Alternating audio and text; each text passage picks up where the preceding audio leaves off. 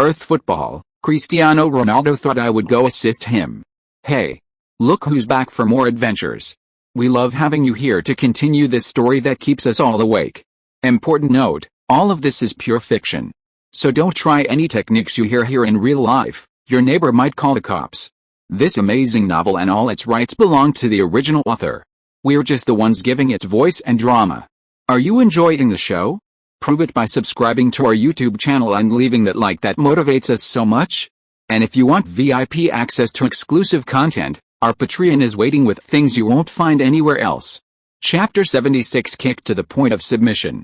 When Deng Kai appeared on the Wahoho team's pitch, many players were stunned. Mind if I join in? His fluent Mandarin instantly won over the locker room. On a pickup field, if a novice said that to you, you'd want him gone. But if it's a pro, you'd be more than happy, even letting him choose his position first.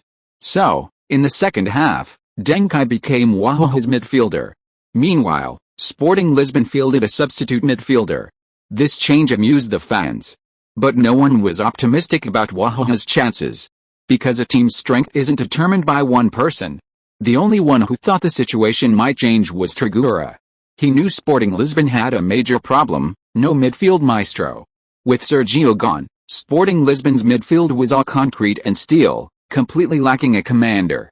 Furthermore, right-winger Marcelino's attacking desire was strong, leading to many less decisive midfielders passing him the ball.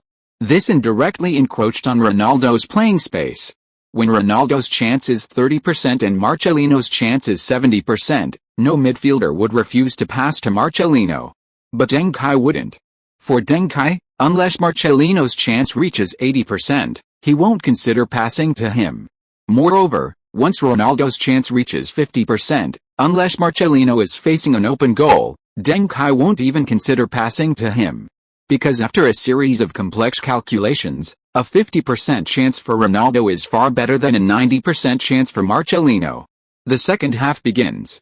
Wahoho team kicks off, and Sporting Lisbon begins pressing high up the pitch. Zhao Peng, over here, give it to me. Don't rush, if you can give it to me, don't kick it long. Chen Tao, move back a bit, don't consider initiating an attack for now. Hao Jinmin, come back, I need your support. Deng Kai continuously issues commands, without any sense of incongruity, as if he should naturally belong to this team. This is mainly due to his words. Under Deng Kai's command, Wahoho team completes a 6-minute period of possession. This is something they never achieved in the first half. As the game progressed and the ball remained in possession for an extended period, Wahoho's players gradually found their rhythm. With improved form, each player's unique understanding of the game, their style, and their positioning became apparent. Hao Jinmin, in an attempt to receive passes, played like a winger, and surprisingly, he adapted well. Meanwhile, Wu Zudong, the right back on the same flank, positioned himself very high, almost as high as Hao Jinmin, displaying a strong attacking style. Whistle. Deng Kai was fouled by Veloso while in possession, and the referee awarded a free kick. Veloso retreated, apologizing to Deng Kai. I thought I was here to support you, but now I'm going to be your adversary. Bang! Deng Kai, showing no sportsmanship, quickly took the free kick, finding Wu Zudong on the right wing. Run! Deng Kai roared, seemingly activating the grassland genes within Wu Zudong. He instantly sprang into action. Wu Zudong moved like a grey whirlwind, incredibly fast. Sporting Lisbon's left back, Araujo, tried to intercept Wu Zudong, but his speed was visibly insufficient. He could only resort to a sliding tackle. Wu Zudong was so fast that even a sliding tackle couldn't reach him. Bang! Wu Zudong reached the byline and, unmarked, crossed a ball. But the cross lacked quality. Gaulin and Sporting Lisbon centre-back lost the header. The ball flew out of the penalty area. Semedo immediately controlled the ball. Watch out! Ronaldo's voice rang out. Then the ball was poked away by Deng Kai, who was positioned behind Semedo. Black Panther hunt. Bang! Deng Kai unleashed a powerful shot from the edge of the penalty area. Swish! Pilar gave Deng Kai a resentful look. 1-4. Wahoho finally scored. The goal was scored by Sporting Lisbon's Deng Kai. Aside from this goal, Wu Zudong performed exceptionally well in this attack. Not only Wu Zudong, the team's overall performance improved. The key is that they can hold on to the ball. Has the team recovered, Or is it the change Deng Kai brought to the team? It's still uncertain. Although Deng Kai received many passes, most of them were insignificant, except for that one just now. As the game resumed, Wahaha's formation had implicitly become a 4-4-2. Right winger Hao Junmin had completely become a right midfielder. Up front, Gaolin and Yu Shihao, one tall and one fast, were key. Ronaldo easily passed Hao Junmin and Wu Zedong. Hao Junmin was practically invisible in front of him. Wu Zedong's defense wasn't particularly good either. His speed, his strength, was only barely enough to keep up with Ronaldo. But Ronaldo wasn't just about speed, his dribbling was also superb. Bang! Ronaldo cut inside and took a shot. Xiao Jiaoyu made a bold sliding tackle, blocking the shot, and the ball bounced towards Zheng Cheng. Zheng Cheng caught the ball and saw Deng Kai, throwing it towards him. Deng Kai then pushed away Lorenzo, who was trying to steal the ball. Lorenzo was pushed down by Deng Kai, but the referee didn't consider it a foul, given Deng Kai's short stature. Deng Kai then launched a long ball to Yu Shihao, who was sprinting down the left flank. Yu Shihao controlled the ball well and then challenged Duarte. Duarte retreated, waiting for his teammates to return before pressing. Yu Shihao had no chance and could only pass the ball to Deng Kai, who was coming to receive it. Deng Kai then chipped the ball to Gaolin without stopping it. Gaolin, in a challenge with Angelo, took a shot. The ball flew high into the sky. A solid performance. Conversely, Sporting Lisbon organized several more attacks, but most of the opportunities went to Marcelino. For a moment, those unaware of the situation might have thought Marcelino was Sporting Lisbon's main attacker. With Ronaldo heavily guarded, Marcelino did get more opportunities, but he couldn't capitalize on them and didn't create much of a threat. Especially against Zhao Peng, the strongest defender for Wahaha. In the 67th minute, Hao Junmin and Wu Zedong overlapped on the wing, and Wu Zedong was fouled by Araujo. Araujo received a yellow card. This was a free kick in a very good position, a direct cross to the edge of the penalty area, posing a similar threat to corner. Hao Junmin took the free kick, with defenders like Feng Xiaoding and Zhao Peng coming up. Bang! Hao Junmin's free kick had a good curve. A group of players jumped in the middle, but the ball went to the far post. Yu Shihao took a sneaky shot at the far post. This was clearly a free kick tactic they had practiced. However, the well-prepared Veloso stretched out his leg and blocked the shot. The ball bounced towards the crowd. Ronaldo stretched out his leg. He couldn't touch the ball. Gaolin touched the ball, but it was poked away the next moment. The ball came to Deng Kai's feet. At this moment, at least 3 feet reached out towards Deng Kai. Bang! A croquet-style pass. Deng Kai dribbled between Angelo and Semedo into the penalty area. Bang! One croquet-style pass after another, Deng Kai then dribbled past the recovering Manuel, while simultaneously pushing away the chasing Angelo. Bang! A quick tap-up. Deng Kai and the ball instantly broke away from the crowd and entered the 6-yard box. Pilar rushed out. There was some distance between Deng Kai and the ball. At Deng Kai's normal speed, Pilar was confident he could reach the ball first. Holy crap! How did Kai's speed increase? Bang! Deng Kai slid in and shot. He completed the shot before Pilar could. Pilar flared up, but the ball precisely slipped between his legs. The ball rolled into the goal line. Goal. Goal. 2-4. Wahaha team has scored 2 goals in quick succession. Deng Kai completes a hat-trick. This is unbelievable. This is definitely the strangest match of the year. The football seems glued to Deng Kai's feet, it's so obedient. 2 consecutive oil ball shots, weaving and dodging through the crowd as if it were empty. The final sliding shot pierced both the goal and the crossbar. This goal is simply a work of art. Chapter 77, Trigov's selection of players. Wahaha team players go abroad? Maxa stood solemnly on the sidelines. This was different from what he had imagined. How could the Wahaha team have transformed so suddenly? Was Kai's leg really that thick? But Ronaldo's leg is just as thick, so why has Sporting Lisbon's performance declined so drastically after losing Deng Kai?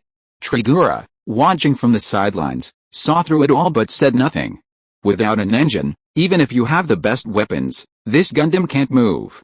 Besides, you haven't even used your best weapons often, but rather an ordinary machete. Deng Kai's significance to Sporting Lisbon U15 is no longer just that of a player. He is half of this team. This team can do without Ronaldo, but it cannot do without Deng Kai. In the 73rd minute, Gaolin dropped back to receive the ball and passed it to Yu Shihao. Yu Shihao passed it back to the advancing Deng Kai. Deng Kai immediately launched a long pass to the right wing, finding Wu Zedong, who was making a run down the right flank. Wu Zedong crossed from the wing. Gaolin headed the ball towards goal, creating a corner kick. Hao Junmin took a corner kick. Gaolin got a touch on the ball at the near post, changing its trajectory. Amidst a large group of players in the middle, Feng Xiaoding successfully touched the ball and scored. The ball went directly into the net 3-4. Wahoho team scored 3 goals in quick succession. In the 79th minute, Veloso successfully intercepted the ball in his own half and launched a long ball forward. Ronaldo immediately started his run, received the ball in a challenge with Feng Xiaoding, and made a long solo run, successfully scoring 5-3. Hat-trick. In the 85th minute, Deng Kai controlled the ball continuously in front of the penalty area, using various techniques like backheel flicks and dribbling passes, remaining unaffected by 3 Sporting Lisbon players. Finally, the experienced Semedo deliberately pulled Deng Kai down. Before falling, Deng Kai chipped the ball over the goalkeeper. Everyone's attention was drawn to Deng Kai.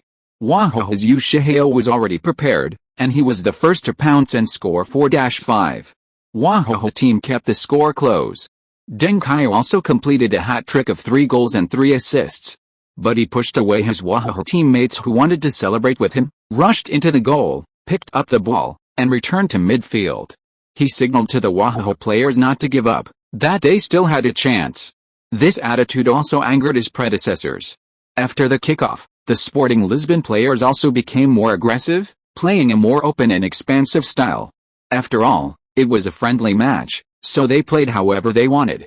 This infuriated Maxi. But he couldn't impose any restrictions on the team. He, the shepherd, couldn't manage this flock that had lost its leader. In the 90th minute, Marcelino's shot went wide of the goal. Goal kick. Zheng Cheng passed the ball to Xiao Jiaoyi.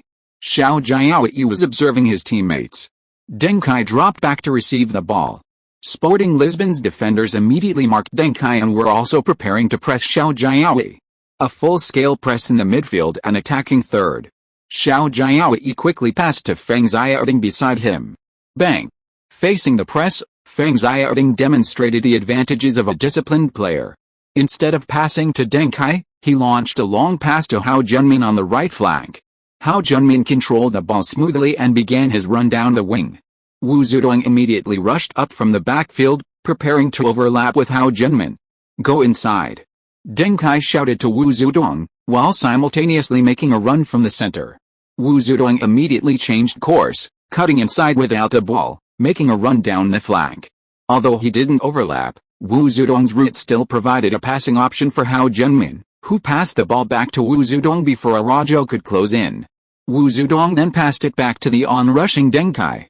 Deng Kai received the ball and flicked it, pointing with his left hand to Yu Shihao on the left flank. Lisbon's right centre-back Manuel immediately reached out to pull on Yu Shihao's jersey.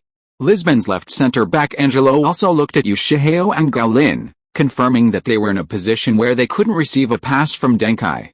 Bang! The ball flew forward, but not to the left. A pass with the outside of his foot. Wu Zedong, positioned on the flank, should have retreated after the pass. But he was blinded by rage and instinctively continued his charge. He passed behind Angelo, who didn't even notice. Deng Kai's pass was aimed directly at Wu Zedong. Wu Zedong received the ball inside the penalty area. His first touch wasn't perfect. Pilar rushed out decisively. Angelo also lunged at Wu Zedong. But Wu Zedong didn't need to adjust. He caught up with the ball and unleashed a powerful shot. The ball soared into the sky and struck the net directly above the goal. Powerful strikes produce miracles. 5-5. Wahoho team equalized. Ultimately, the score remained 5-5. Both the score and the course of the match were incredibly unexpected. Max immediately went to the bathroom to make a phone call. He finally understood his own limitations. Forget Bugra, he wasn't going. Cristiano Ronaldo was very dissatisfied with the result of this match. Despite his excellent performance, he couldn't bring the team a victory, and he didn't know where the problem lay. Trigura also prepared a report on the game for each of the Wahoho team players based on this match. This report will later be sent to the Wahoho team so they can take it back to mainland China. Yu Shihao, who scored 1 goal, can adapt to various playing styles, including winger, fast center forward, and shadow striker. He has good potential, but his development direction needs to be clarified. Should he focus on high-speed dribbling on the wing, technical winger, or poacher? The earlier his development direction is established, the greater his future achievements will be. Otherwise, he might become mediocre and not excel in any one style. He is not the kind of super genius who can master multiple different styles. Wu Zedong, who scored 1 goal, is extremely fast and has attacking talent. He previously trained as a winger, but due to his rough dribbling and lack of finesse, he ended up at right back. If his speed advantage can be developed, he will become a very distinctive player. Gao Lin, center forward. Hao Junmin is a smart player. His speed, passing, shooting, and dribbling are all excellent, making him a secondary playmaker for the team and possessing the potential to become a key player in the attacking third. Xiao Jiaoyi is a center back. He has excellent defensive abilities and a particularly keen defensive instinct, but like Wu Zedong, his fundamentals are not solid, and his dribbling and passing are rather rough. His role model is the English center back, which can best mask his weaknesses and maximize his strengths. Feng Xiaoding is a center back. He has high potential, excellent ball control, and a higher ceiling than Xiao Jiaoyi. However, defensively, he is slightly inferior to Xiao Jiaoyi. Chen Tao is a defensive midfielder. He has strong running ability, a wide defensive coverage area, good long passing ability, and makes smart defensive choices. He has the potential to play in multiple positions, including defensive midfielder and center back. These assessments don't entirely match the match itself. For example, in this particular game, Chen Tao was completely outplayed by Deng Kai. None of the Wahoho team's defensive players were competent. But these were all Triglav's judgments. He could see what others couldn't, even what a player hadn't fully realized. The reason he did so many scouting reports was because Triglav felt that some of these players were worth a gamble. Kai, do you think it's possible for us to acquire these players? Hearing Triglav's question on the phone, Deng Kai was extremely excited. Because this proved that Chinese players hadn't been lacking in talent when they were young, and that racial theories were untenable. The rise of Asia in the 2022 World Cup was also evidence. But Deng Kai's reply to Triglav was not optimistic. He hoped Triglav would succeed. But he also understood the current situation in China. Chapter 78 Winter break ends, North-South tournament begins. Wahoho team's remarkable performance. Chinese young players are indispensable. Miracle coach Milutinovic becomes new head coach of the national team, launching an attack on the Asian Cup. Milu, Chinese football has great hope, both now and in youth training. My friend Traeger recently takes a look at several young Chinese players. Wahoho team draws 5-5 with Sporting Lisbon U15. The opponent has already advanced to the knockout stage of the UEFA Youth League. Zhang Yunzhu, domestic fans shouldn't be overly optimistic. We are still far behind the top European level in youth training. Behind the 5-5 draw lies a 4-0. Sports Weekly's in-depth analysis of Wahoho's final match on their European tour, a crushing defeat. Wahoho team's dazzling performance has sparked heated discussions in China. With a revelation from Sports Weekly, people have learned the full details of the final match. Holy crap! Is this for real? Deng Kai is that good? At first, I thought the statistics were wrong. 3 goals and 4 assists. Sporting Lisbon only scored 5 goals in total. Where did the other 2 come from? I didn't expect Deng Kai to get 1 goal and 2 assists for Sporting Lisbon, and then 2 more goals and 2 assists after joining the Wahoho team in the second half. That's insane. This is like a microwave oven, plug and play? This isn't just a microwave oven, it's a built-in system, directly compatible with the Wahoho team. This was completely Deng Kai's game. It's outrageous. I thought Deng Kai was just hyped up before, but now I realize the Portuguese media still don't know how to hype him. If this were in China, he'd definitely be the king of Chinese football. Have you heard? Sporting Lisbon's youth team wants to buy Gao Lin. What? Really? Not just Gao Lin, several. Soon, the news that Sporting Lisbon's youth team wanted to sign several young Chinese players exploded in China. Undoubtedly, this was a huge recognition. And Chinese football at this stage desperately needs this kind of recognition. This was arguably the period when Chinese football fans had the highest hopes for the national team. People were eager to hear all the good news about football. Subsequently, these reports were confirmed one by one. Gao Lin, Hao Junmin, Feng Xiaoding, Chen Tao, Yu Shihao, Wu Zudong, and others did indeed receive offers from Sporting Lisbon. However, the original clubs of Gaolin, Feng Xiaoding, and Chen Tao were unwilling to let them go. Their demand for transfer fees was very high, at least for youth players. Sporting Lisbon only spent $1,500 on Cristiano Ronaldo's transfer. Asking Sporting Lisbon to spend hundreds of thousands of euros on these young, lucky-to-play players was absolutely impossible. Even a package deal wouldn't work. Moreover, these young players' clubs wanted more than just money, they also wanted training equipment, training systems, and coaching staff support. This conflicted with Sporting Lisbon's plan to establish their own youth training base in mainland China, so they were categorically opposed. Hao Junmin and Yu Shihao, without club affiliations, were unable to convince their families and therefore did not join Sporting Lisbon. This is understandable. 14 or 15-year-olds, graduating from junior high, are at the perfect time to choose a good high school. Many top high schools in China are vying for them, even making promises about their university choices, giving them the opportunity to study at prestigious universities. Sichuan University or Sporting Lisbon? Easy choice, Sichuan University, of course. Peking University or Sporting Lisbon? Is there even a choice? Have you lost your mind? What parents would give up such opportunities to send their child to Portugal to play football? Compared to the college entrance exam, few would choose football. Especially when it comes to leaving home to play football abroad versus the chance to attend a prestigious university. Even the young players themselves wouldn't make such a decision.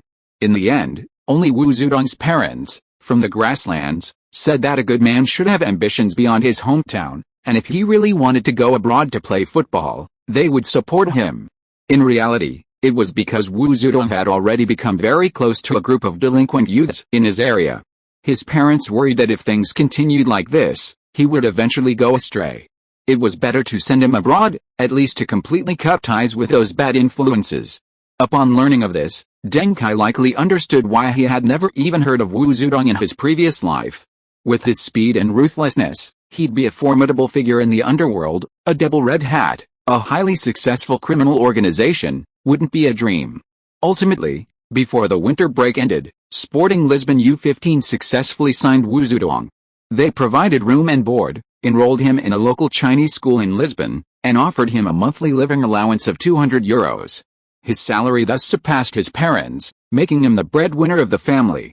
However, most domestic football media outlets were pessimistic about Wu Zudong's overseas journey.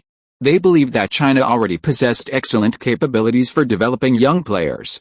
It was a better choice to wait until players were 18 or 20 years old, with mature personalities and stable abilities, before going to Europe to compete. Yang Chen, Fan Ziyi, and Zi Wei all achieved success domestically before going abroad, and the results were quite good.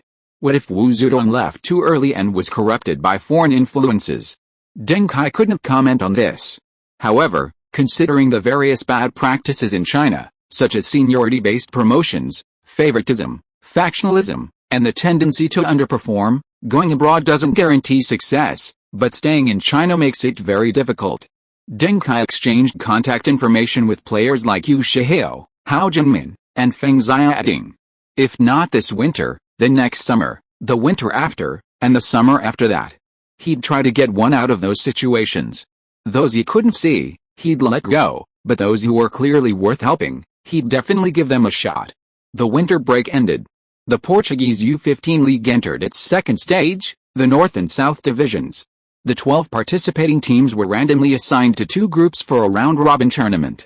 The top two teams from each group advanced to the final stage, the championship. The 6 teams in the North were Porto, Guimarães, Braga, Rio Avenue, Coimbra University, and Santa Clara. The 6 teams in the South were Sporting Lisbon, Benfica, Oeiras, Estoril, Liana, and Marítimo. Yes, Benfica and Sporting Lisbon were still in the same group. This was incredibly dramatic. Deng Kai even suspected that the Portuguese Football Federation might have deliberately arranged the match this way. Knowing these two teams had a history, did they really have to force them to play? And perhaps they wanted to capitalize on the hype as quickly as possible. They scheduled a Benfica vs Sporting Lisbon match directly as the first game of the second half of the season. January 26. At the Alvalade Stadium, over 40,000 fans welcomed the young Benfica players. When Veloso entered the field as Sporting Lisbon's starting player, the fans erupted in the loudest cheers. This was because Veloso had previously played for Benfica. Benfica's few remaining fans were particularly angry, constantly cursing Veloso and even launching personal attacks against him and his entire family. The scene became extremely heated. Chapter 79. He's grown taller.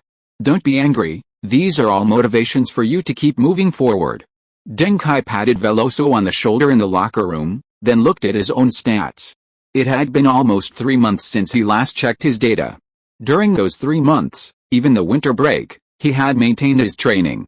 He had made considerable progress. Equals name, Deng Kai. Age 13. Height 141 plus 5 cm. Weight 39 plus 3 kg. Current team, Sporting Lisbon, U15. Talent level, peerless prodigy, enjoying the peerless genius bonus. Equipped items, Guardiola's tears, sex hockey stick. Active star drops, applause of the Dutch flying man, young Ronaldo's revenge flame, young Ronaldo's hidden fear, Black Panther's sight, Van Persie's ambition, actually, I'm not Gomez skills, fierce tackling, blue, backheel pass, blue, no-look pass, blue, outside of foot pass, blue, Black Panther hunt, purple, De Bruyne's flowing pass, purple, Van Persie's diving, purple, Anita style, gold, equals attacking positioning. 62 plus 2 ball control. 67 plus 3 dribbling. 59 plus 2 shooting. 52 plus 2 set pieces. 53 plus 1 long passes. 55 plus 3 short passes. 70 plus 2 defensive positioning. 56 plus 2, interception. 53 plus 1, tackling. 40 plus 2, blocking. 33 plus 1, clearance. 38 plus 1, heading. 46 plus 2, curve. 55 plus 1, speed. 55 plus 3, acceleration. 59 plus 4, step frequency. 69 plus 1, foot strength. 52 plus 3, jumping. 48 plus 2, strength. 49 plus 2, agility. 69 plus 2, stamina. 54 plus 3, vision. 8, left foot. 3, right foot. 7, injury resistance. 2, consistency. 4. The increase in technical attributes is not surprising, as Deng Kai's training volume is comparable to Cristiano Ronaldo's. And Ronaldo's training volume is the most extreme within Sporting Lisbon. Yes, the entire Sporting Lisbon team, not just the youth team. To ensure that Deng Kai and Ronaldo's training doesn't become excessive, Trigger regularly invites the first team's fitness coach and team doctor to check their physical condition. If any signs of exhaustion or injury are found, the high-intensity training is immediately stopped. His physical attributes further confirmed Deng Kai's earlier suspicions. Once his physical growth catches up, even without dedicated strength training, the rate of increase in his physical stats, speed, explosiveness, footwork, etc., will be remarkable. This is all thanks to Cristiano Ronaldo. The unparalleled genius bonus is undeniable, his growth in all aspects is incredibly impressive. His height, in particular, has increased by a full 5 centimeters. Although Deng Kai's current height ceiling is 1.65 meters, the unparalleled genius bonus will allow him to reach 1.65 meters much faster and earlier. The value of 1.65 meters at 13 or 14 is vastly different from 1.65 meters at 18 or 19. Furthermore, his weight has also increased by 6 kilograms. This is without any deliberate weight gain to improve his physical strength. If Deng Kai further refines his physique and engages in strength training during the summer after this season, his physical abilities will undergo a dramatic transformation. If his physique becomes a disadvantage again, it will be around 17 or 18 years old. At that time, he wouldn't be far from completely solving the problem of his height and physical limitations. Okay, the young players from both sides are entering the field. Just earlier, the president of Sporting Lisbon clearly stated that as long as the first team doesn't use the Alvalade Stadium and the U15 team has official matches, their home stadium will not be the 1,000 seat stadium at the Alcácer training ground, but the Alvalade Stadium. This is the first club in all of European football to make such an arrangement. Sporting Lisbon has thus surpassed Benfica and Porto in terms of reputation in youth training, becoming the Blue Bay of Portugal. Currently, only the Dutch Eredivisie teams dare to say they are stronger than Sporting Lisbon in youth training. But don't worry, If Sporting Lisbon U15 can continue to progress in the UEFA Youth League, they will eventually meet Ajax of the Eredivisie. Then we'll know which country's youth team is stronger, Portugal's or the Netherlands. Oh. Deng Kai walked to the sidelines and waved to the fans. He held the microphone on the sidelines. What was he going to say? On the sidelines, Deng Kai, microphone in hand, said, "Dear Sporting Lisbon fans, I've missed you all so much. Did you miss us?" He then held out a microphone. Silence. The fans hadn't expected Deng Kai to do this. Was this kid trying to liven things up? Cristiano Ronaldo, standing nearby, was practically bursting with laughter. On the bench, a young player asked Wu Zidane, a player brought in during the winter transfer window, "I heard you're from Kai's hometown?" Wu Zidane shook his head repeatedly. "No, we're not close. NMG is far from Sichuan, like the distance between Portugal and Germany in Europe." His teammates nodded in understanding. Having a compatriot like that was indeed embarrassing. Benfica's Pereira, who had previously faced Ronaldo and was an old acquaintance, stepped forward and said, "Your friend doesn't seem very bright." Ronaldo glared, "Don't insult me, that's your friend." As the center of everyone's dislike, Deng Kai decided to give the fans another chance. "Kaiser. Kaiser. Kaiser." He shouted his nickname 3 times in a row. Then he handed out the microphone again. This time, the entire stadium responded without hesitation, "Caesar. Caesar. Caesar." The fans were perfectly in sync. It was their tradition. The previous stunned silence was purely because Deng Kai had acted so suddenly. Without prior warning, Zio Yaksun wouldn't have received a response. "Caesar. Caesar. Caesar." Deng Kai chanted again. "Caesar. Caesar. Caesar." The fans chanted again. The atmosphere instantly reached its peak. Deng Kai, seeing the "actually, I'm not Gomez" special effect activated twice, was finally satisfied. He looked at the stands and said, "At least 20,000 of you are lazy, you didn't shout my name. I allow you to remain silent, but I will use a victory, goals and assists to pry your mouths open."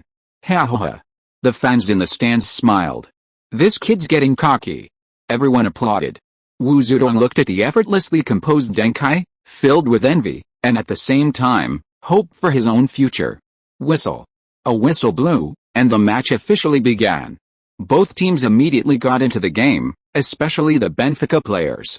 They hadn't forgotten the humiliation of the last match. Moreover, they saw Deng Kai's pre-match antics as an even greater disrespect. Facing a strong opponent, you're just there to create atmosphere? Don't you think you're worthy of respect? In the 6th minute, Benfica's Emerim unleashed a long-range shot, creating the first threat. However, Pilar was focused enough and saved the ball. In the 10th minute, Ronaldo successfully dribbled past his opponent in the attacking third, then attempted a series of bicycle kicks against the opposing centre-back. But the ball was cleared. Sporting Lisbon striker Lorenzo fouled, giving Benfica a free kick in their own half. In the 13th minute, Benfica's corner kick was headed away by Sporting Lisbon's defensive midfielder Veloso. The Benfica fans booed. Veloso, being young, was furious. "You don't want me, but you won't let me succeed outside? Damn it." In the 18th minute, Veloso made a crucial interception and passed the ball to Deng Kai. After receiving the ball, Deng Kai dodged Amorim's challenge with a quick dribbling move and then advanced directly forward. Benfica's defensive midfielder, Alexander, knew Deng Kai was going to pass and kept cutting off his passing lane to Ronaldo during his retreat. However, Deng Kai's speed was impressive. If Alexander continued to retreat, Deng Kai could even take the ball to the edge of the penalty area, a perfect spot for a long-range shot. Alexander had no choice but to lunge at Deng Kai. He knew that Deng Kai would pass the ball after he lunged, but he couldn't do anything about it. It was a calculated move. Bang! Sure enough, Deng Kai drew Alexander out and then played a through ball. Ronaldo had been watching Deng Kai's pass. He accelerated, ramming past Pereira. Pereira tried to pull and drag Ronaldo, but Ronaldo's speed was too great to stop. Bang! Ronaldo caught up with the ball, adjusted slightly, and unleashed a powerful shot. A low shot. The ball flew past a Benfica centre-back's raised foot and towards the goal. Benfica goalkeeper was a step too slow to get to the ground and couldn't stop the ball from going into the goal. Goal. Goal. They've taken a lead. This goal is from Cristiano Ronaldo. Ronaldo. Ronaldo. Ronaldo. The stands erupted in cheers. Chapter 80, The Knife-Cutting Tactics, The Iron-Blooded Bodyguard. Kai has improved again. Trigura nodded repeatedly from the stands. Not just in terms of technique, his speed, strength, and height have all improved significantly. He might still be considered a small player by others, but this improvement is huge for him. He's definitely worth the club's investment. The higher-ups next to him didn't nod. Trigura realized this. He's not just the kind of midfielder who's all show and no substance, he can truly shine. The biggest difference between him and ordinary midfielders is that he has the ability to make the final pass, even the ability to finish. The higher-ups' pupils contracted. This meant Deng Kai was a player who could pad his stats. Wingers can become famous overnight by padding their speed. But what about midfielders? Distributing play, organizing, and having good positional awareness aren't obvious traits. They're not easily seen by many. If they're not seen, fans won't cheer, and other clubs will find it difficult to invest in such a player. Therefore, it's difficult to cultivate a young midfielder. Moreover, positions like midfield core, center back, and goalkeeper inherently have a certain aversion to young players at this stage. Throughout history, there have been many young forwards, but how many young generals? When the job of packaging forwards isn't too competitive, no one will settle for packaging midfielders. And when the midfield isn't competitive, no one will package young defenders. In the 32nd minute, Deng Kai, receiving the ball, was brought down by Amorim before he could even turn. Recently, Benfica hasn't given Deng Kai any opportunities to receive the ball directly. He's already been brought down 3 times. Faced with this restriction, Deng Kai lost control of the team. In the 41st minute, Deng Kai finally managed to shake off his marker and delivered a long pass. But the ball had barely flown out when Deng Kai was brought down by Amorim, who arrived a step too late. The referee signaled that the attack was in the favor and didn't stop the game. Because it was a brilliant pass. On Sporting Lisbon's right flank, Marcelino was in an excellent position, almost a one-on-one. And Lorenzo in the middle was also making runs, in an equally excellent position. 2 against 1 in the attacking third. Benfica's defenders had no choice but to rush towards Marcelino. If Marcelino had passed the ball across to Lorenzo at this moment, even Lorenzo's nanny could have scored. But Marcelino didn't. Bang! Oops. Marcelino didn't pass, he shot himself. Shooting yourself is fine, he had the angle, but the key is you have to score.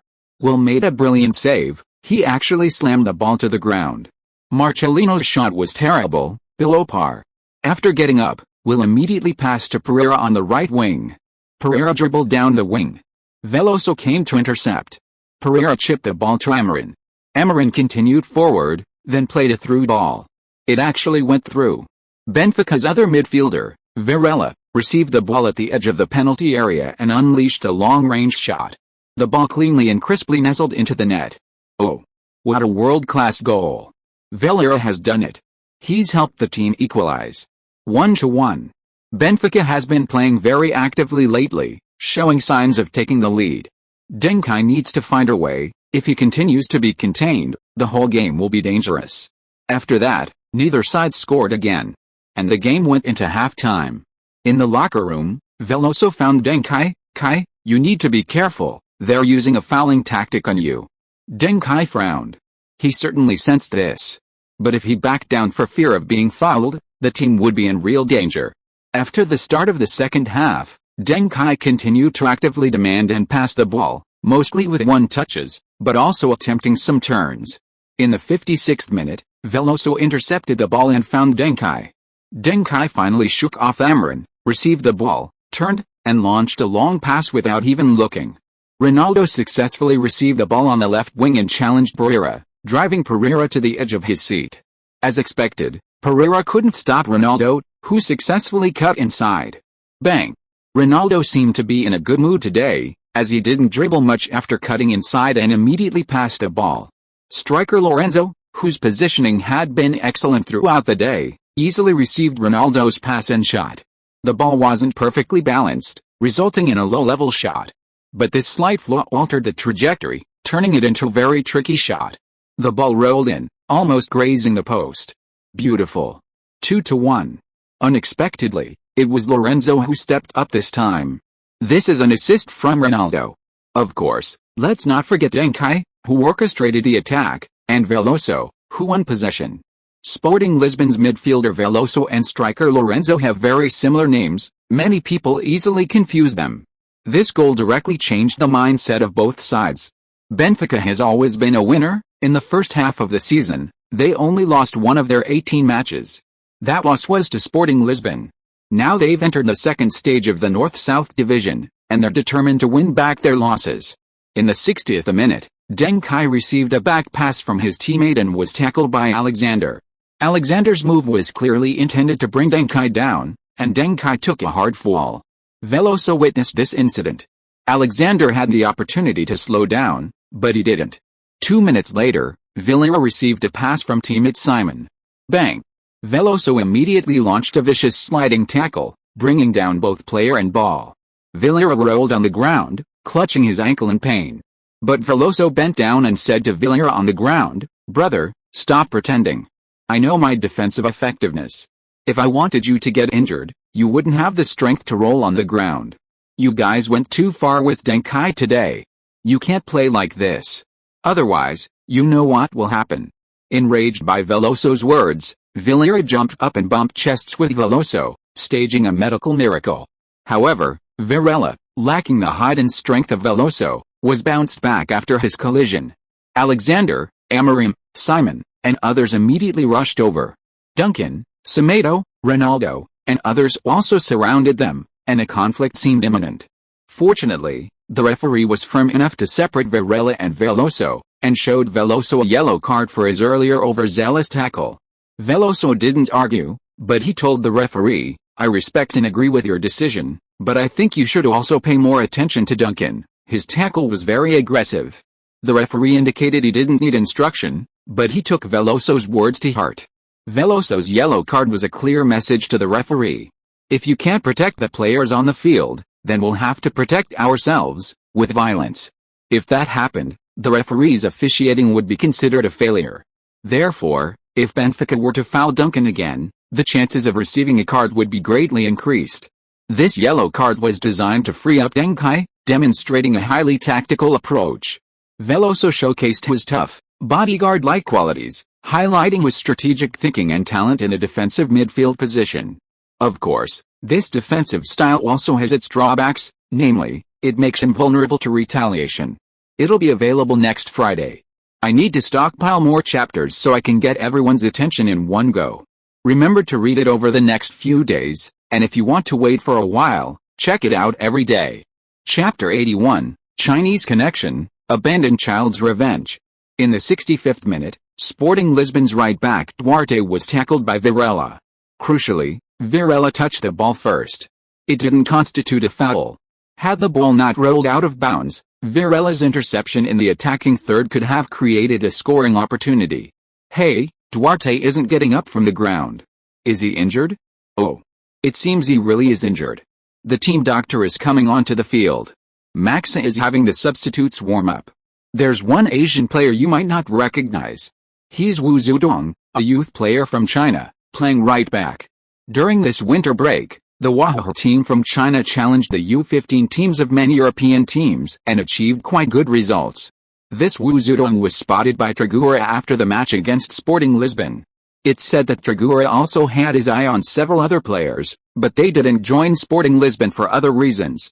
Clubs that have confidence in Chinese players should keep an eye on this group of players. After all, Trigura is a well-known name in the Portuguese youth training world. From Figo to Simeo and Quaresma, Trigura has cultivated many stars. He has a very keen eye. Oh. Duarte can continue the match. Wu Zidane, wearing the number 77 jersey, comes on as a substitute. This is the first time we've seen two Chinese players on the same team in Portugal. The match then restarted. With injuries occurring, the tension between the two sides intensified. In the 68th minute, Deng Kai and Amorim engaged in a physical challenge. Amorim, fearing a referee's whistle, hesitated to make any overly aggressive moves. Deng Kai used this opportunity to control the ball and shove Amorim aside. Bang! Deng Kai passed the ball to the right flank of midfield. There was an open space there. Was Deng Kai's pass too soft this time? At this distance, Marcelino would have to run back to receive it. No.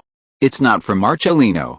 On Sporting Lisbon's right flank, A figure moved with incredible speed, dribbling the ball at breakneck speed, determined to reach the byline. It's Wu Zedong. Is the young Chinese player Wu Zedong this fast? Marcelino is starting, calling for the ball as he goes. Good opportunity, Wu Zedong, pass quickly. Pass it, sigh. Wu Zedong didn't pass to Marcelino, but dribbled up himself. He's advancing very fast, that's actually acceptable. Marcelino cuts inside without the ball, continuing to call for the ball.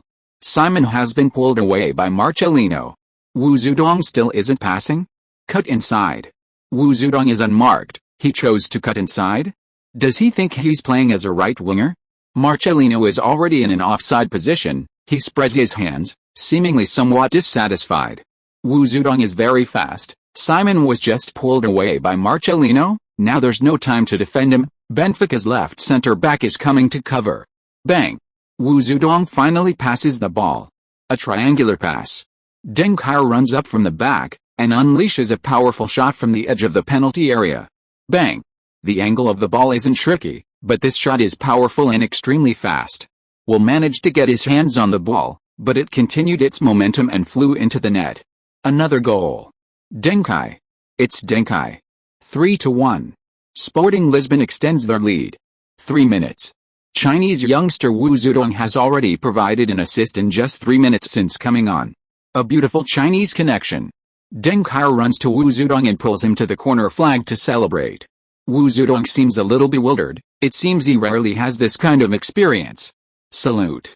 Wu Zedong actually saluted.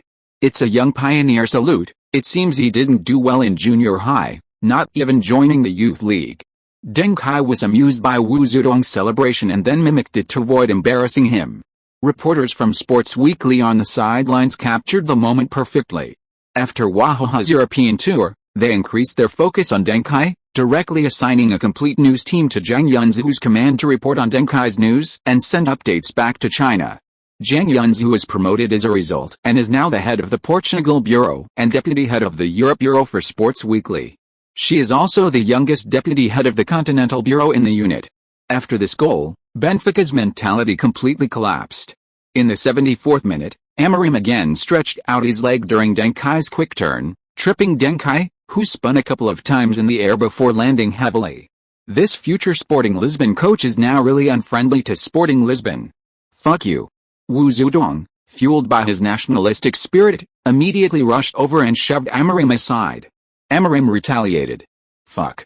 Ronaldo also ran all the way to the scene and started shoving with the Benfica players. Veloso, Angelo, Semedo, and others joined the fray. This time, even the referee couldn't control the situation. A large-scale conflict broke out between the two sides. No brawl, no derby. In the end, the referee issued 5 yellow cards in a row before controlling the situation. 3 Benfica players, including Amorim, received cards. For Sporting Lisbon, Ronaldo and Wu Zedong each received a yellow card. Veloso, who already had a yellow card, escaped unscathed because he also made a move, but the referee didn't see it. Avoiding the referee's line of sight is a fundamental lesson for defenders, and he clearly passed it. Deng Kai lay on the ground for a while before getting up, limping slowly to adjust, finally confirming he was alright. Damn. These guys really target the weak. If Amorim had tackled Ronaldo like that, the fast Ronaldo might have crippled Amorim's leg instead. When will we see a Drogba-esque challenge, a Pogba-esque support, a Lukaku-esque? Well, Lukaku is unlucky, that kid's cursed. Oh, Pogba is unlucky now too, injuries and curses, his challenges now seem like a charade. In the 80th minute, Sporting Lisbon pressed forward, giving Benfica a thorough beating. Manuel shifted the attack, passing the ball to Wu Zedong. Wu Zedong dribbled down the wing, aiming for the byline without any feints. Marcelino spent ages trying to break down the right flank without success, while Wu Zedong immediately delivered a cross. This is the difference between a technically skilled player and a naturally gifted one. The latter doesn't mince words, they just go for it. If they can win once, they can win 10,000 times. If they can't win once, they won't win 10,000 times. They're either superhuman or utterly incompetent. Bang! Ronaldo drifted into the center and headed the ball, creating a corner. Deng Kai ran to the corner flag and took the corner. He winked at his teammates and then held up 4 fingers. The number 4 corner tactic. Bang! Deng Kai took the corner. Ronaldo and the others crowded into the center. Veloso suddenly rushed to the near post. Bang! Veloso flicked the ball on with his head. The ball slightly changed its trajectory, flying towards the far corner of the goal. Goal. Goal. 4-1. This game is in the bag. The goal was scored by Veloso. A flick on at the near post, incredibly skillful. So dramatic. After scoring an own goal in the last Lisbon derby, Veloso has once again put the ball into Benfica's net. But this time it's not an own goal. Because now he's wearing the green and white jersey, fighting for Sporting Lisbon on the pitch. If you are listening to this novel on a channel other than Fanfic World, it means it was downloaded and re-uploaded without effort. We warmly invite you to visit our channel, Fanfic World. There you will find the original version of this story and many other novels of various genres. We look forward to seeing you dive into a world of incredible novels. Chapter 82 Controversial Celebration. Let's congratulate Veloso. This is his first game since joining Sporting Lisbon, and he's undoubtedly integrated into the team. It's a great start. Veloso's header ended the suspense, a revenge goal against his former club. This is the revenge of a discarded player. Sporting Lisbon fans celebrated wildly. But Veloso, who scored the goal, didn't celebrate immediately. Deng Kai rushed to Veloso after scoring. Aren't you going to celebrate? Huh? Is this okay? Veloso looked a little confused. He didn't know if he should celebrate. Don't be like that. A real man should bravely say goodbye to the past. Besides, it's not that you wronged them, it's that they wronged you. A true man should repay injustice with justice. Keeping it inside isn't honorable. Deng Kai pulled Veloso towards the area where the Benfica fans were, where it was completely silent. Deng Kai grabbed Veloso's shirt and easily pulled it off from below. He used to belong to you. Deng Kai threw his shirt forcefully towards the Benfica fans section, but now he belongs to us. A chorus of boos erupted from the stands. The Benfica fans were enraged. They hurled insults at Deng Kai and Veloso, using extremely offensive language.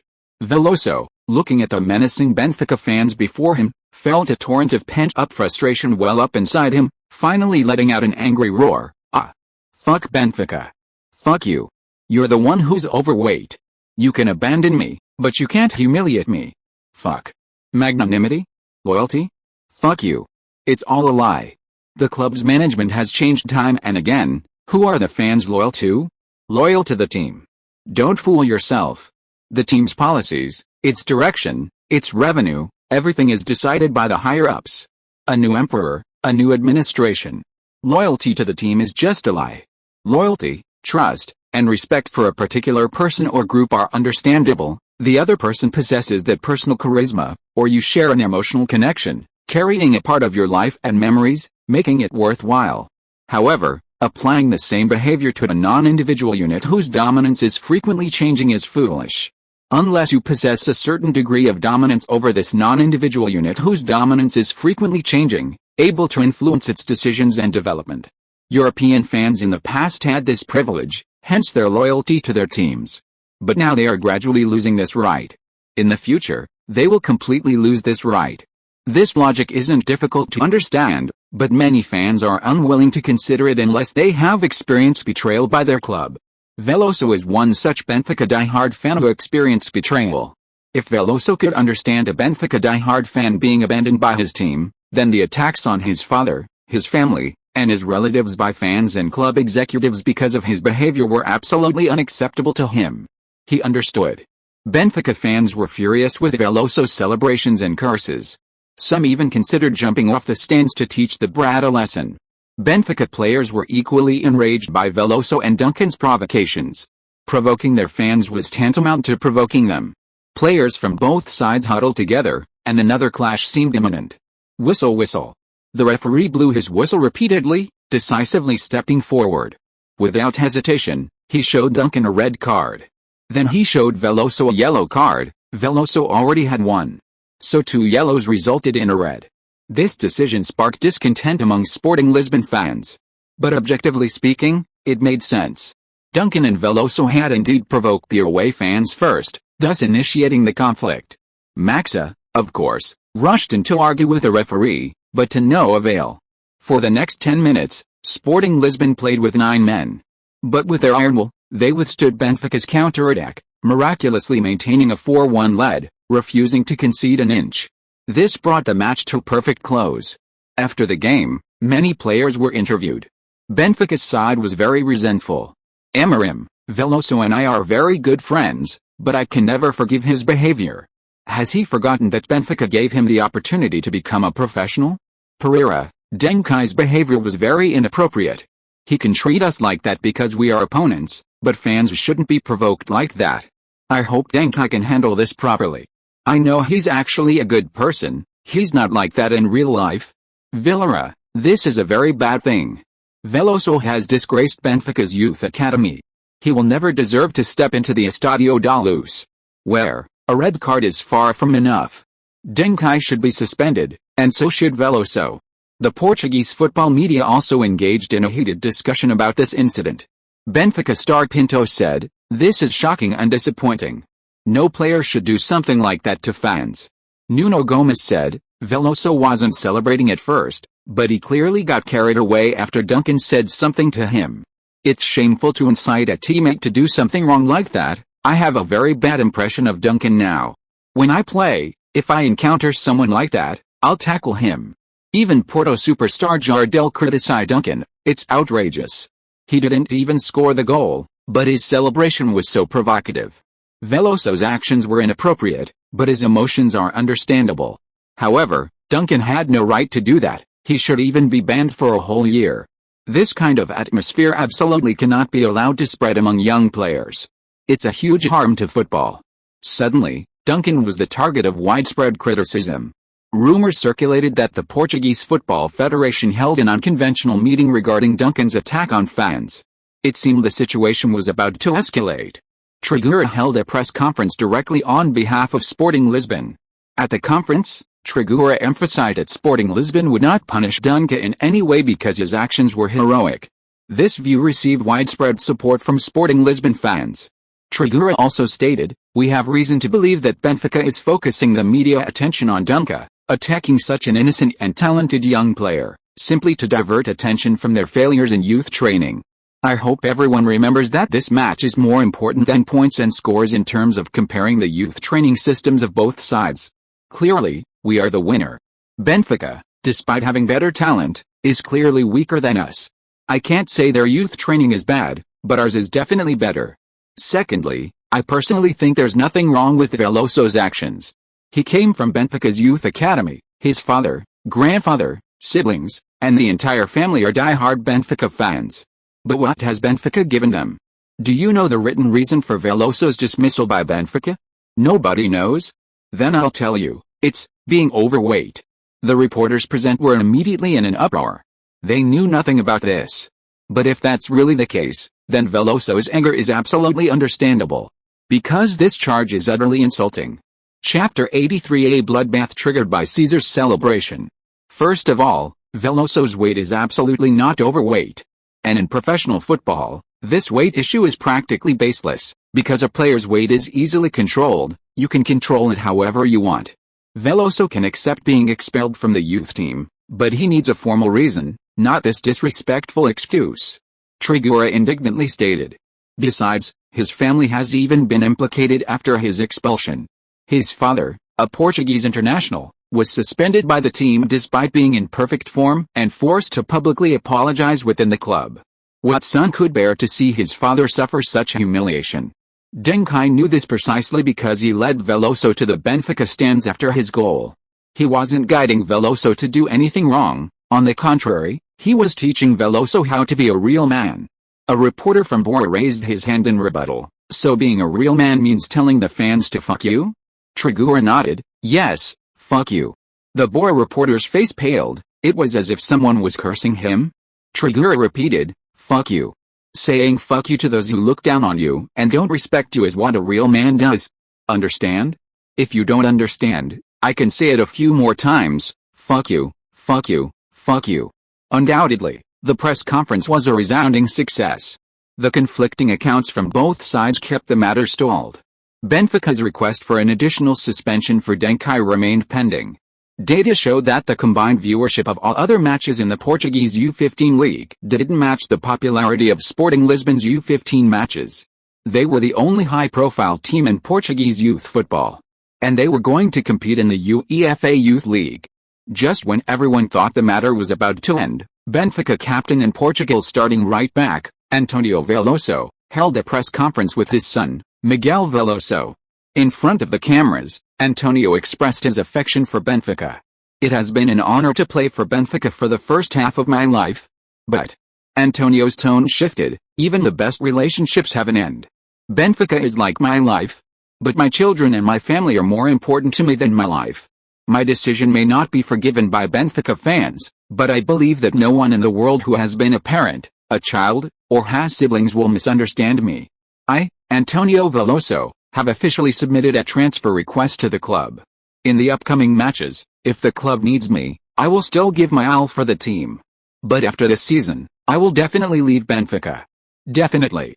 I can no longer play for a club that has humiliated, slandered, insulted, and maliciously retaliated against my son and family. Between my own career and my children, I choose the latter, and I will never regret it." Instantly, the headlines of major Portuguese media outlets changed. Breaking news. Benfica captain requests departure. The reason behind it is heartbreaking. Antonio is a true man. A true father. Antonio, Benfica, you can mess with me, but don't mess with my family. Overweight? Humiliation in youth training report leads to a national team player's departure. Well done, Antonio. Over 80% of fans support Antonio's departure. As many as 5 Benfica first-team players praise Antonio. And the named Benfica first-team player, "The club pays us wages, but we also want our families to be respected by the club. There are many clubs willing to offer us higher wages. Family is one of the reasons we stayed." Boavista Sporting staff are contacting Antonio's agent. Porto expresses interest in Antonio. Braga supports Antonio, willing to offer a big contract. Other members of the Veloso family support the decision of Antonio and his son, stating, "We are now Sporting Lisbon fans." Antonio, as a father, broke with the club for his son, creating a heated scene. Benfica's management never expected things to develop this way. This is no longer just about expelling a youth academy player or punishing a first-team player. It has damaged the very foundation of their youth development program. It has also practically sealed their fate in their quest for the Portuguese league title this season. The team captain's public announcement of his departure half a season early is a devastating blow to the morale of a title-contending team. Some Benfica players, aiming for the championship, criticized Antonio as a result. However, others felt a sense of shared vulnerability and defended Antonio, arguing that everyone has children, and no one wants their child to be kicked out and then relentlessly labeled as dry waste, wet waste, or overweight waste. The atmosphere within Benfica collapsed, even leading to clashes and bloodshed during training matches. Benfica's rising star, Nuno Gomes, was hospitalized. However, his conflict wasn't with Antonio, but with other players who disliked Gomes. Because of Antonio's situation, many other internal conflicts were also surfacing. Afterwards, some dubbed this conflict a bloodbath triggered by Caesar's celebration. After this controversy, many parents shake their heads at a mention of Benfica's youth academy. Many parents who want their children to develop in football are now more inclined to send them to Sporting Lisbon's youth academy. Sporting Lisbon's intractable problem of high-quality student recruitment, which they couldn't solve for the past 2 years, was resolved with the decision to let go of Duncan. Sporting Lisbon's management began to strongly support Tragura and Duncan, considering Duncan a lucky charm for the team. Since acquiring him, the team's youth academy has received much attention. Now, the management is no longer worried about finding a buyer for Simeo.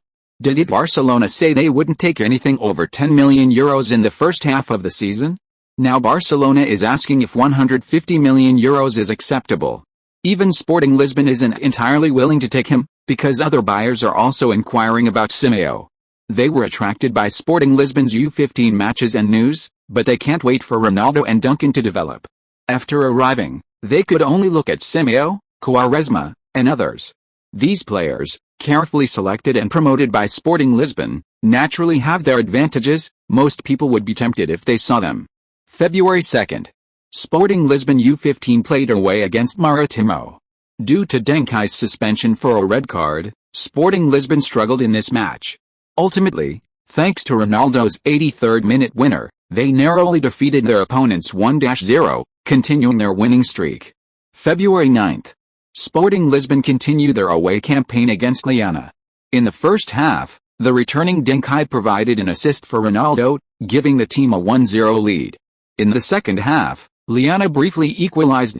However, due to the injury-plagued right-back Duarte, the young Chinese player Wu Zidane, who had been given consecutive starting opportunities, repaid Maxa with a brilliant assist in the final moments. Deng Kai completed the winning goal. The Chinese connection shown in Portugal. The team won 2-1, securing another victory. February 15th. Sporting Lisbon returned home to face Istel. Marcelino broke his goal drought. Ronaldo scored twice, bringing his league goal tally for the season to 36. A U15 champion. Their next match is in Groningen, Netherlands, at the Oosterpark Stadium, home of FC Groningen, for their UEFA Youth League round of 16 final. This is Groningen's reward for topping the group, home advantage. Considering the UEFA Youth League is a single elimination tournament, this is extremely advantageous for Groningen. Furthermore, the team boasts Arjen Robben, a highly regarded winger in Dutch football. Most fans believe Sporting Lisbon will suffer a setback this time. Chapter 84. Maxa truly understands football. Nonsense. These media outlets don't understand football at all. Cristiano Ronaldo angrily threw a newspaper on the table. It read, "Comparison of the two rising stars on the wings of the Netherlands and Portugal, Robben is stronger than Cristiano Ronaldo." Deng Kai picked up the newspaper and carefully read the arguments. You have to admit, it was quite fair. Ronaldo is fast. But Robben is equally fast. And compared to Ronaldo's somewhat mechanical, electrifying dribbling, Robben's dribbling was full of inspiration and incredibly smooth. Although Ronaldo has a certain physical advantage, Robben's physique is no less impressive. As for injuries and physical condition, the media couldn't see that. Except for Deng Kai, no one knew that Robben would become injury-prone. But even as an injury-prone player, Robben is still a top superstar, which proves his exceptional talent. Ronaldo, you need to work harder, Deng Kai laughed. Look at all those talented players we encountered in the UEFA Youth League, every single one of them seems to be more talented than you. It seems like in the public's perception, saying you can go toe-to-toe with them is already a compliment. Ronaldo glared at Deng Kai, who wants to go toe-to-toe with them? I'll beat them. I'm stronger than them all. I'm the strongest. Deng Kai nodded, I admire your shameless confidence. You know, your character card doesn't even have as many likes as mine. Get lost. Did you say I could eat twice cooked pork all the time if I stayed at your place? Take this damn chicken breast out of my lunchbox. Ronaldo opened his lunchbox and immediately broke down. It was a lie. Deng Kai's promises were all lies. This health food was harder to swallow than junk food. You're going to become a player who surpasses Robben and Van Persie. If you don't eat this, do you want to become injury-prone? Deng Kai himself also reluctantly ate his healthy lunch. Chinese cuisine has very sophisticated and healthy combinations, but that's something only imperial chefs would consider. Ordinary Chinese cuisine, especially the oily and spicy Sichuan food, is indeed not very athlete-friendly. Deng Kai and his teammates can only eat it occasionally. Recently, with a series of matches, Deng Kai collected enough blue fragments to unlock leverage mastery. Leverage is a common move in football. It's useful for stopping the ball, dribbling, passing, and shooting. Although it doesn't have any special effects, its application is very broad, making it a good skill. February 19th. The UEFA Youth League round of 16 officially kicked off. CCTV Sports Channel, through Zhang Yunzhu of Sports Weekly, obtained the free broadcasting rights for this match. Considering that there were no important events like Go, curling, pommel horse, fishing, or casual conversation on that day, Channel 5 broadcast a match as scheduled, much to the relief of fans in China who follow Deng Kai and Wu Zidane. After all, the sports channel's understanding of important has always differed from the public's. Wang Jiangxiang often wondered if sometimes, when the broadcast content was changed to fishing at the last minute, it was because some elderly person suddenly wanted to watch it, so a phone call was all it took to arrange it? Hello, radio viewers. Welcome to. Now we're showing you Dutch rising star Arjen Robben. He's a true prodigy, displaying astonishing talent in chess at the age of 7. He started playing tennis at 9. And won the championship in his age group at 11. The assistant coach of the Dutch national tennis team repeatedly tried to persuade him to pursue tennis, but he ultimately chose football.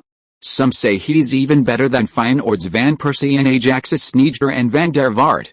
The only thing he can't match them for now is his club. Wang Jiangxian quickly recited basic information he'd found on foreign websites. Alright, let's quickly introduce Sporting Lisbon's side. The three forwards are Cristiano Ronaldo, Lorenzo, and Marcelino. The three midfielders are Veloso, Duncan, and Semedo. The defense consists of Araujo, Angelo, Manuel, and Duarte. The goalkeeper is Pilar. It's worth mentioning that this is Duarte's first match since recovering from injury. Previously, Chinese player Wu Zedong replaced him for Sporting Lisbon. I wonder if Wu Zedong will have a chance to play in today's match. Alright, the match has begun, and both teams are immediately engaged in the game. Soon, domestic fans were captivated by the match. It wasn't just because Wu Zedong played. Rather, it was because the level of this Youth Champions League match was very high. The players' dribbling, passing, shooting, physical strength, and speed were all excellent. This was incomparable to the soft, limp football of the domestic league. Aside from the dirty tackles that injure players, which reached world-class levels domestically, the rest was lacking. Wow. Robin is really strong. Araujo can't stop him at all. Goal. Robin opens the scoring for his team. Wow. CD connection. Groningen took the lead for less than 3 minutes, and Deng Kai delivered a brilliant through ball, assisting Ronaldo to score. Equalize. Wow. Ronaldo is in form. His dribble was quick, although not as graceful as Robin's, but the effect was just as good. Foul. Ronaldo won a free kick. Headline. Goal. Ronaldo scores his second goal. Sporting Lisbon takes the lead. Unstoppable. Sporting Lisbon can't stop Robin at all. Penalty. Robin enters the penalty area and wins a penalty. Araujo is like a wooden stake in front of him. Penalty converted, 2-2. Robin also completed his brace. This match is so intense. Alright, the first half is over. Both sides have given the fans a total of 4 goals. It can be said that the game is very exciting. Let's look forward to the second half. At halftime, both sides had scored, making it almost a 50-50 situation. Groningen's Robin was unstoppable. Sporting Lisbon's Ronaldo was impenetrable. In the locker room, Maxi was giving everyone a pep talk, playing soft music, and giving massages. Pilar, in the second half, you need to pay more attention to Robin's left foot. Deng Kai was walking around, exchanging information with his teammates, trying to help them. Ronaldo was taking off his socks to relax, his calves were covered in bruises. Groningen's defense was strong, especially in terms of intensity. Ronaldo's breakthroughs not only drained his energy but also drained his health bar. In comparison, Robin's breakthroughs were much less costly. Sure enough, the left-back Araujo, mainly responsible for defense, was constantly rubbing his fragile ankle. Deng Kai quietly approached Maxa and said, "Robin is too fast, Araujo can't stop him." Not only that, but Araujo made several sudden stops and changes of direction in the first half to try and stop Robin, and his ankle is almost giving out. He made several ankle-moving movements on the field, which is a sign of an injury. Maxa looked at Deng Kai and asked, "So what do you mean?" "Bring in Wu Zedong," Deng Kai said. "He's fast, at least he can keep up with Robin." Maxa nodded, then pretended to announce the decision from his tactics manual, but in reality, his manual didn't contain any tactics. Instead, it only listed Wu Zedong's name, experience, and introduction. One passage was highlighted in red ink. Kai seems to value Wu highly. This was even redder than the extremely fast characteristic. Maxa understands China. In the second half, Wu Zedong's appearance brought comfort to Chinese fans thousands of miles away. 52 minutes. Robin dribbles at high speed. Previously, once he got into this form, he basically didn't need to worry about defenders. But this time, bang! Oh! Wu Zedong went straight for the tackle. Robin appealed a foul. But the referee didn't call it. That was a great tackle, he touched the ball first. Wu Zedong made a beautiful defensive play. Maxa really knows football. His tactical level must be masterful. Wu Zedong is clearly a right back, but he performed so well on the left wing. That's the coach's skill. Chapter 85 Red Card Departure. 61st minute. It's Wu Zedong again. He made a high-speed recovery and intercepted Robin from behind as he was about to cut inside. His introduction effectively limited Robin's performance. 72nd minute. Groningen struggled to create any threats, and Sporting Lisbon was about to take control. Cristiano Ronaldo received the ball on the wing and made several attempts to break through, putting Groningen's right back's ankle under immense strain. He drew a lot of attention. Bang! Ronaldo passed back to Veloso behind him, then quickly turned and surged forward. Veloso played a first time through ball to the advancing Ronaldo. It was a simple 1-2, but very effective. Ronaldo took a touch and decisively laid it off across the box. Groningen's defense was completely disrupted. Lorenzo pulled away the defender on the right side of the 6-yard box. Deng Kai surged forward from behind, receiving the ball inside the penalty area, unmarked. The Groningen goalkeeper rushed out. Deng Kai controlled the ball with his right foot, flicked it with his toe, and lobbed it in. The ball flew over the goalkeeper's head and towards the goal.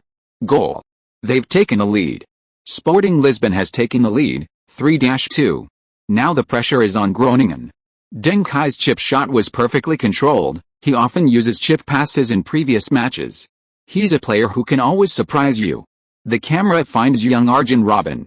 The Groningen stands are starting to sing. It's a modified version of the Robben song, showing how high their hopes are for him. In the subsequent match, Robben continued to experiment, seemingly gradually adapting to Wu Zedong's defense. At high speeds, Wu Zedong's defensive form was excellent. But once the speed slowed down, his defensive shortcomings compared to a typical fullback became apparent. In the 79th minute, Robben used a rather flashy dribbling move, directly sending the inexperienced Wu Zedong sprawling to the ground. A burst of enthusiastic applause immediately erupted from the stands. It was clear that the Groningen fans also disliked Wu Zedong, who had once effectively neutralized Robben. Robben then cut inside and broke past Angelo, who had come to cover. Robben shoots. Oh! Deng Kai poked the ball away first. Robben didn't hit the ball. Instead, he hit Deng Kai's right shoulder. Deng Kai clutched his right shoulder, his face contorted in pain. The referee stopped the game and asked Deng Kai if he needed a doctor. Deng Kai shook his head. He could still hold on. Robben is complaining to the referee. He believes Deng Kai fouled. But the referee considers it a good tackle. Deng Kai didn't make any physical contact with Robben throughout. Robben's shot was a little slow this time. Perhaps he wanted to go for more power, which gave Deng Kai the opportunity. Don't let Deng Kai's shorter stature compared to his peers fool you. He's not a defensive liability. And, he seems to have grown taller than in the first half of the season. In the 83rd minute, Groningen's midfielder launched a long pass to Robben. However, Wu Zedong was marking Robben too closely, resulting in a two-man aerial contest. Ultimately, Wu Zedong's NMG muscle quality prevailed, overpowering Robben to clear the ball. In the 84th minute, Groningen took a throw-in and continued to look for Robben. At such close range, Wu Zedong couldn't stop Robben from receiving the ball. Robben received the ball and immediately used two consecutive feints, successfully fooling Wu Zedong. Then Robben turned and broke through. The referee blew his whistle. Because Wu Zedong had pulled Robben down. Robben's jersey collar was deformed as a result. Robben was furious. The referee finally reached into his pocket and showed Wu Zedong a yellow card. It's okay, you did well. If there's a next time, you should still do it this way, Deng Kai encouraged Wu Zedong. Many players, after receiving a card on the field, will think that they didn't perform well enough. This kind of thinking can affect their subsequent performance. Deng Kai knows the personality of Chinese players all too well. Influenced by the domestic public opinion, the reflection trend has been rampant for decades. Why did you get a card? Because you didn't defend. Why didn't you defend? Because you're trash. Why can others defend without getting a card?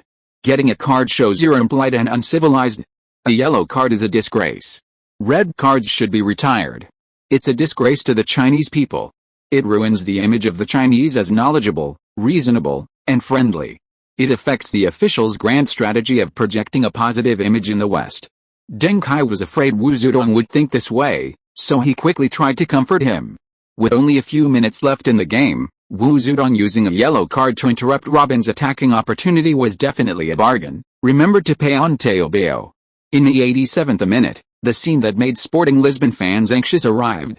Robben, like a god descending to earth, cut inside from the right wing ahead of time, avoiding Wu Zedong, and going to challenge Semedo, the defensive midfielder covering behind Deng Kai. Semedo clearly knew Robben was going to cut inside, but when facing Robben, He was unconsciously dazzled by Robin's devilish footwork. Only then did he realize just how formidable Wu Zedong, whom Robin had repeatedly outmaneuvered. At least his eyesight was exceptional. Whoosh! Robin, still faking, flicked the ball, which slipped between Samato's legs. A 1-2. Robin reached the right side of the penalty area arc, preparing to shoot. Angelo immediately raised his leg to block the shot. However, Robin was merely feinting. After a sideways dribble, he finally unleashed his attack. Bang! Just as Groningen fans were anticipating Robin's goal, he fell to the ground, unable to complete the shot. He rolled on the ground in pain. Someone had tackled him. Boom! The entire stadium erupted. Fans hurled insults. Groningen's players immediately surrounded him, aggressively confronting the culprit. Oh! This is bad. Red card. The referee showed Wu Zedong a straight red card. It was a dangerous tackle, and crucially, Wu Zedong didn't even touch the ball, he just tackled Robin. This kind of action shouldn't happen on the football field. However, we can also see that Wu Zedong pulled back his foot. He didn't intend to hurt Robin, but he was definitely targeting Robin personally. He didn't want Robin to get a shot off. But, he stopped Robin's attack. From that angle, Robin's shot would have been a sure thing. I really don't know how to evaluate Wu Zedong's defense. Wang Jiangxiang hesitated, wanting to say little Wu is awesome but afraid of the negative impact. But Deng Kai didn't have so many concerns. After calming the anger from Groningen, Deng Kai found Wu Zedong and saw him off the field. You did a great job. Deng Kai was very sincere, and at the same time, he raised his hands and applauded above his head to the few Sporting Lisbon fans in the stands. The fans, prompted, also began to applaud Wu Zedong. He was a hero. The defense was successful. The red card was deserved. Robin then took the free kick himself, a perfect position. Bang! Robin's free kick struck the leaping Veloso on the head. Veloso fell to the ground, clutching his head, and it took him a long time to get up. The game then entered stoppage time. In the first minute of stoppage time, Groningen, with their relentless attack, created another scoring opportunity. Robin dribbled past Angelo and Ronaldo, who had run back to cover. Ronaldo's position indicated that Sporting Lisbon had completely retreated into their penalty area. Robin dribbled the ball one-on-one with the goalkeeper. A one-on-one chance. At that moment, Sporting Lisbon goalkeeper Pilar suddenly remembered what Deng Kai had told him at halftime. You need to watch out for Robin's left foot, only his left foot is a threat. And when the angle near the post isn't great, he'll more often shoot low towards the far corner, which is his left side. If he gets a one-on-one chance, remember, you must save to his left. Save to his left. A glint of determination flashed in Pilar's eyes, an unprecedented resolve. Chapter 86 The Unstoppable Dumpling Boy. Pilar made a run forward, taking a step towards Robin's right. It seemed he was about to dive to Robin's right. Robin anticipated the move and shot with his left foot. Bang! Just as Pilar had stepped towards Robin's right, before Robin could even touch the ball, he preemptively lunged towards Robin's left. This was an extremely aggressive save. Pilar not only attempted to feint at Robin but also dived ahead to Robin's left. Very confidently. Zheng Cheng had made this kind of save before in a friendly match and was criticized by domestic coaches. However, bang! The ball flew away. Holy crap! He made the save. Pilar did it. One-on-one. It's a one-on-one for Robin. This is a one-on-one chance to equalize. Robin's left foot is very gifted. I wouldn't be surprised if he becomes one of the world's top left-footed players in the future. But if he can develop his right foot, he'll be a level above Robin who only uses his left. The ball lands at Deng Kai's feet.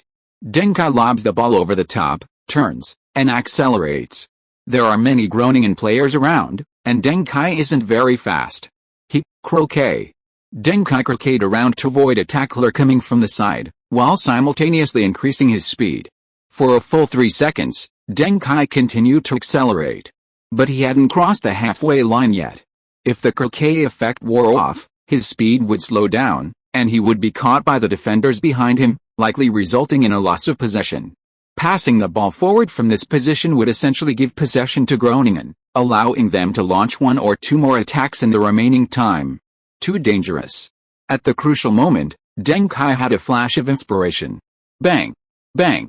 He executed a croquet move while dribbling at high speed with no one marking him. This sparked discontent among Groningen fans. They booed, believing Deng Kai was showing off. Showing off my ass. The camera focused on Deng Kai. His face was beaming with a smile, a look of satisfaction and provocation reminiscent of Anthony's expression after a spectacular spin. But in reality, Deng Kai wasn't showing off. He simply wanted to use the croquet move to refresh his speed boost. Don't forget, ein croquet stamp is a super skill that can be refreshed multiple times, with stacked effects. Sure enough, after this croquet move, Deng Kai's speed increased again. Although not by as much as before, as this boost was only half the effect of the previous one. But 3 seconds after 3 seconds, 3 seconds is a lot. Although the final effect of this skill can only approach 200% at most, not allowing Deng Kai to reach the highest speed level, as long as there's space to perform the move, the time can be extended indefinitely. Maintaining a relatively high speed is quite impressive. Oh. What's wrong with Deng Kai? Isn't that a bit over the top? Back heel pull. Deng Kai actually slowed down to perform a back heel pull, but there was no defender in front of him. If the previous fried dinosaur move wasn't enough to confirm that Deng Kai was showing off, then this back heel pull is too obvious. To show off his ball control skills, Deng Kai even allowed the pursuer behind him to close the distance. This behavior shows no respect for his opponents or teammates. In the stands, Groningen fans started cursing. Groningen players were also seething with anger. But after the back heel pull, Deng Kai's speed suddenly increased, dribbling the ball at high speed through midfield. His smile grew even wider. The fried dinosaur move's refresh effect wasn't just for this one skill, but for all speed-related bonuses. The effect of the previous back heel pull would also refresh with each fried dinosaur move. If he gets any other speed-boosting skills later, he'll use them all, and then use the fritter move as a connection. Theoretically, Deng Kai's speed could even overwhelm speedsters like Wu Zedong, Cristiano Ronaldo, and Robin. That would truly be worthy of a gold skill. Groningen's defenders waited for Deng Kai near the penalty area line. But before Deng Kai even entered their defensive zone, he performed another fritter. This time, the entire stadium erupted. Groningen fans even threw water bottles and coins. Deng Kai's showmanship was too much. Groningen's two center-backs couldn't hold back and rushed out, their necks red. One of them made a long-range tackle. Not for anything else, but to take down Deng Kai. Bang! Deng Kai flicked the ball, and it instantly flew towards the left side of the penalty area. He accelerated, jumped, and accelerated again, dodging the tackle, and less than a second after landing, he used his speed to overpower Groningen's other center-back. At this moment, Maxa and Trigura on the sidelines were stunned. Are they watching Deng Kai play? Are you sure this isn't Cristiano Ronaldo? That speed, that one-on-one, that's insane. One-on-one. Deng Kai is on a one-on-one. Groningen goalkeeper rushes out. Deng Kai, another croquet. Dribble past the goalkeeper. Deng Kai can't stop, he and the ball are in the Groningen goal. Thud. Deng Kai crashed into the net, bounced, and fell inside the Groningen goal. The ball lay quietly beside him. The score changed. 4-2. Deng Kai killed the game. Goal. My God. There were many great goals in this match, but this is definitely the most spectacular one. Groningen fans might be unhappy, but I believe any neutral fan would applaud Deng Kai after seeing this goal. He seemed possessed by Ronaldo the alien. 4 roulettes, 1 back heel pull. A sprint of over 60 meters. Daring to break through the defense. Getting past the goalkeeper. Bringing the ball into the goal. I can't imagine a technically gifted midfielder could do this. Kaiser. He really is Kaiser. The whole stadium is hurling insults at him, but isn't that also a form of praise? Bang! Deng Kai, who had finally gotten up, was tackled to the ground by the catching up Robin. The Groningen players were furious. He missed a one-on-one chance at the last moment and conceded a goal, completely killing the game. And the opponent did it in such a mocking way. Deng Kai slowed down multiple times to wait for the players behind him to catch up, and even showed off his roulettes before facing defenders. This kind of behavior might be entertaining for fans, but on the field, it would get you tackled and broken. However, after realizing what was happening, Deng Kai got up and shoved Robin away. Deng Kai understood Robin's feelings, but while he understood, he didn't condone it. With Kroof's upper body strength, Robin flew through the air, rolling twice on the ground. The Groningen players were stunned. This little guy, is he that strong? Fuck. Want to fight? Come to me. Ronaldo was the first to run over, pushing aside the Groningen player closest to Deng Kai. Try touching Deng Kai again. The tough bodyguard Veloso and others also rushed over. The two colors of jerseys converged in the penalty area. A conflict on the field had broken out. Please comment and like when you have time. Chapter 87 Robin's Socks. Thanks to the referee's timely intervention, a conflict was averted. The match then ended. Related news flooded the media, sparking controversy. Headlines included, many cyclists, but only one fried dough boy. Football's Kaiser pulls another trick. Is the victory unfair? Deng Kai shows off rare skill. 4 fried dough balls run 60 meters, leading the ball into the opponent's goal. Dutch superstar Robin's brace not enough to save the day. Groningen suffers home defeat to Sporting Lisbon. Cristiano Ronaldo, Robin, and Deng Kai goal scoring. Deng Kai's 6 goals make him Sporting Lisbon's top European scorer. Role reversal? Ronaldo's 5 assists make him Sporting Lisbon's top European assist player. A reversal with their league roles. Chinese youngster Wu Zidane gets a red and a yellow card, missing the next round of European competition. Deng Kai says after the match that Wu Zidane was the key to the victory. Wu Zidane freezes Robin. Chinese young player's competitive level exceeds expectations. 5 fouls, 3 falls, 1 yellow card, and 1 red card. Wu Zidane was completely outplayed by Robin. Chinese players are not of high quality. Robin's tearful post-match accusation, we are not sore losers, but we absolutely cannot accept Deng Kai's humiliating behavior towards us. Deng Kai apologizes, I didn't intend to humiliate anyone. I had my reasons. I needed to maintain my footwork at that high speed. Deng Kai's technique wasn't attractive, his showmanship only exposed his lack of dribbling skills. He didn't even complete a single good dribble. This UEFA Youth League round of 16 match has once again gone viral. Mainly due to the video of Deng Kai's dribbling in the final moments. The number of views is incredibly high. Some people think it's cool. But many more are analyzing whether Deng Kai was intentionally showing off, so they repeatedly study the video. Opinions vary. Within the Netherlands, Deng Kai's reputation is completely ruined. Ajax U15 player Rafael van der Vaart, who also defeated his opponent to advance to the next round, said, I don't know if Deng Kai meant to humiliate Groningen. But if it were me, I wouldn't make any exaggerated attempts when the team was already winning. I think that kind of behavior is somewhat despicable. If he did that when the team was behind or tied, I admire him, but not when they were leading. Teammate Wesley Sneijder also bluntly stated, recently, people have been comparing Deng Kai, me, and Van der Vaart. I believe we'll have the opportunity to show everyone who's worse. I don't like players who flaunt their skills, no matter what. Subsequently, several other star players came forward to criticize Deng Kai. Guardiola, a staunch supporter of Deng Kai, also gave an interview to the media. I don't think Deng Kai was showing off. He's not that kind of person. I know him. Aside from his penchant for reselling autographed merchandise, he has almost no bad habits. I watched that video carefully, and it actually exposed his weaknesses. I find it hard to understand how he could run so fast, but he was clearly not used to it. He had several problems with dribbling. I think his claim that he used roulette, a type of fried dough, to find his footing is true. Many players use this technique when training their footing. Also, from an aesthetic point of view, I think the goal was perfect. The Groningen players were a bit sensitive, but that's understandable. After all, they had lost. And that feeling is very unpleasant, I know that very well. Seeing Guardiola's explanation, Deng Kai almost believed it himself. He was just making it up. Unexpectedly, a knowledgeable football expert actually stepped forward to analyze it for him. This Guardiola is something else. No.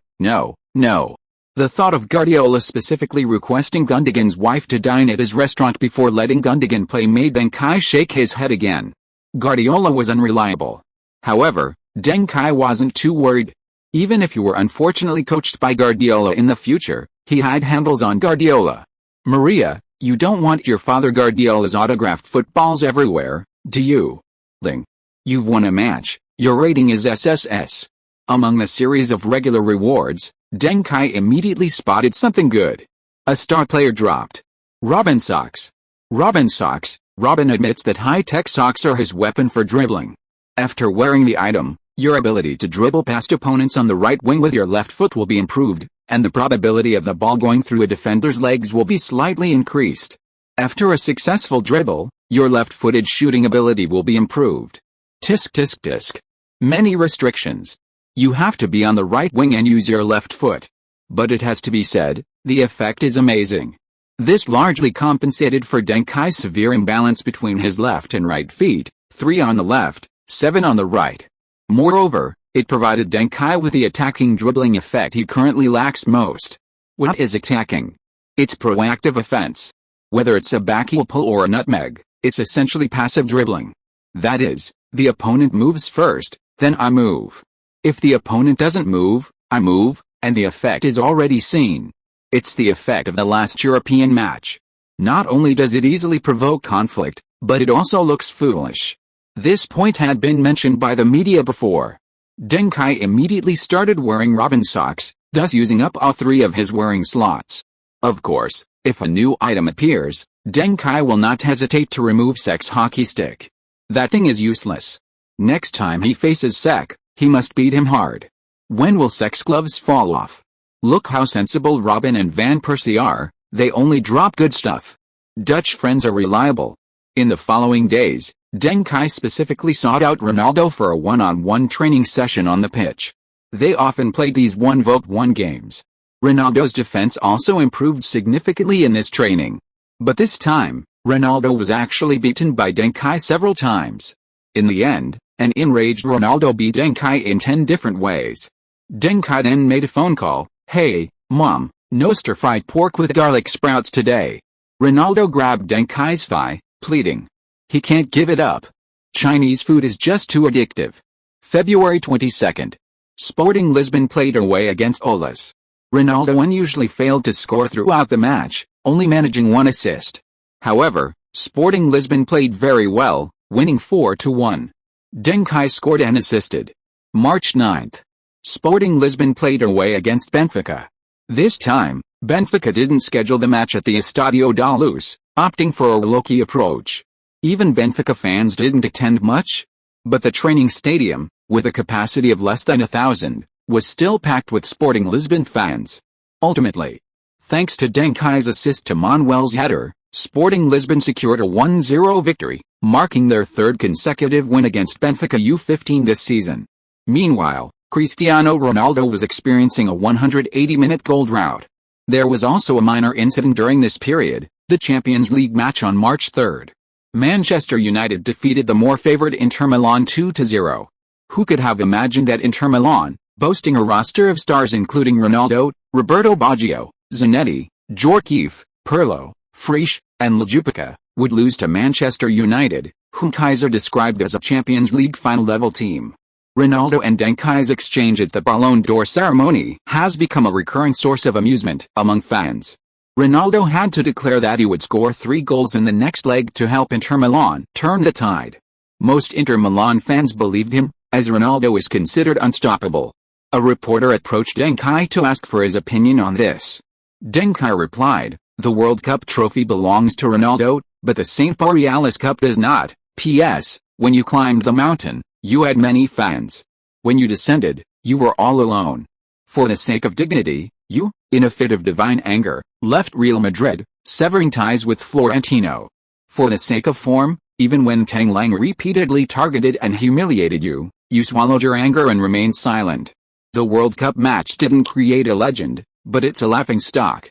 May you, the mighty Cristiano Ronaldo, have the world celebrate you." Chapter 88 Bayern U15 shines with 3 stars. UEFA Youth Champions League quarter-final preview. Atletico Madrid and Ajax's semi-final spots are a foregone conclusion. The biggest highlight is the Bayern Munich vs Sporting Lisbon clash. Bayern Munich coach Hitzfeld: "I'm very optimistic about the U15 team's performance in the Champions League, just like how Bayern's first team easily defeated Kaiserslautern in the first leg of the quarterfinals." Bayern Youth Academy Director: "There are players in the youth team who could become Bayern starters in the future. Philipp Lahm, Schweinsteiger, and Hitzelsberger are among the most promising." Bayern Youth star Lahm: "I won't go to the left wing to avoid Sporting Lisbon's Ronaldo, on the contrary, I'm eager to play against him. Good defenders always take pride in freezing out good strikers." Schweinsteiger: "We are not afraid of Sporting Lisbon's attack or defense. My golden right wing partnership with Lahm can destroy everything." Hitzelsberger, freezing out Lisbon's Duncan is my main task in the next game, and I will also try to score to help the team achieve a big victory. I can handle both aspects well. Cristiano Ronaldo responds. The last player to claim he played the golden right wing, Robin, has already been shooting home. This one can pack his bags too. Football Kaiser Duncan, Lum is a fullback who can play on both flanks, but whether he's good or not depends on whether he knows how to avoid Ronaldo. If they face each other, he'll be torn apart by Ronaldo. As for Schweinsteiger and Hitzelsberger, they are good defensive midfielders. The UEFA Youth League quarterfinals are about to begin. Interviews from both sides have surfaced. The most talked about is Duncan's interview. Because, if the versatile Hitzelsberger can barely be considered a defensive midfielder, then Schweinsteiger is a very good attacking winger from Bayern's youth academy, primarily playing as a winger and wide midfielder. Duncan, however, calls him a defensive midfielder. Isn't that an insult?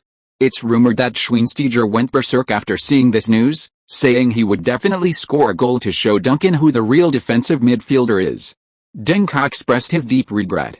Schweinsteiger will indeed become an excellent midfielder defender, shining brightly in the defensive midfield position, with impressive passing, long-range shooting, and defensive skills, earning him the title of an all-around midfielder. Saying a defensive midfielder is good at defense is not an insult. In fact, due to his lack of speed, Schweinsteiger cannot thrive on the wing. Perhaps now he can still rank among the top wingers midfielders in the youth academy based on his talent. But compared to true top-class wingers like Robin and Ronaldo, he is too mediocre. Meanwhile, Lum, the captain of this Bayern U15 team, is a true top-class winger. Despite not being much taller than Deng Kai, he excels in both attack and defense, possessing speed, excellent passing, and extremely high football intelligence.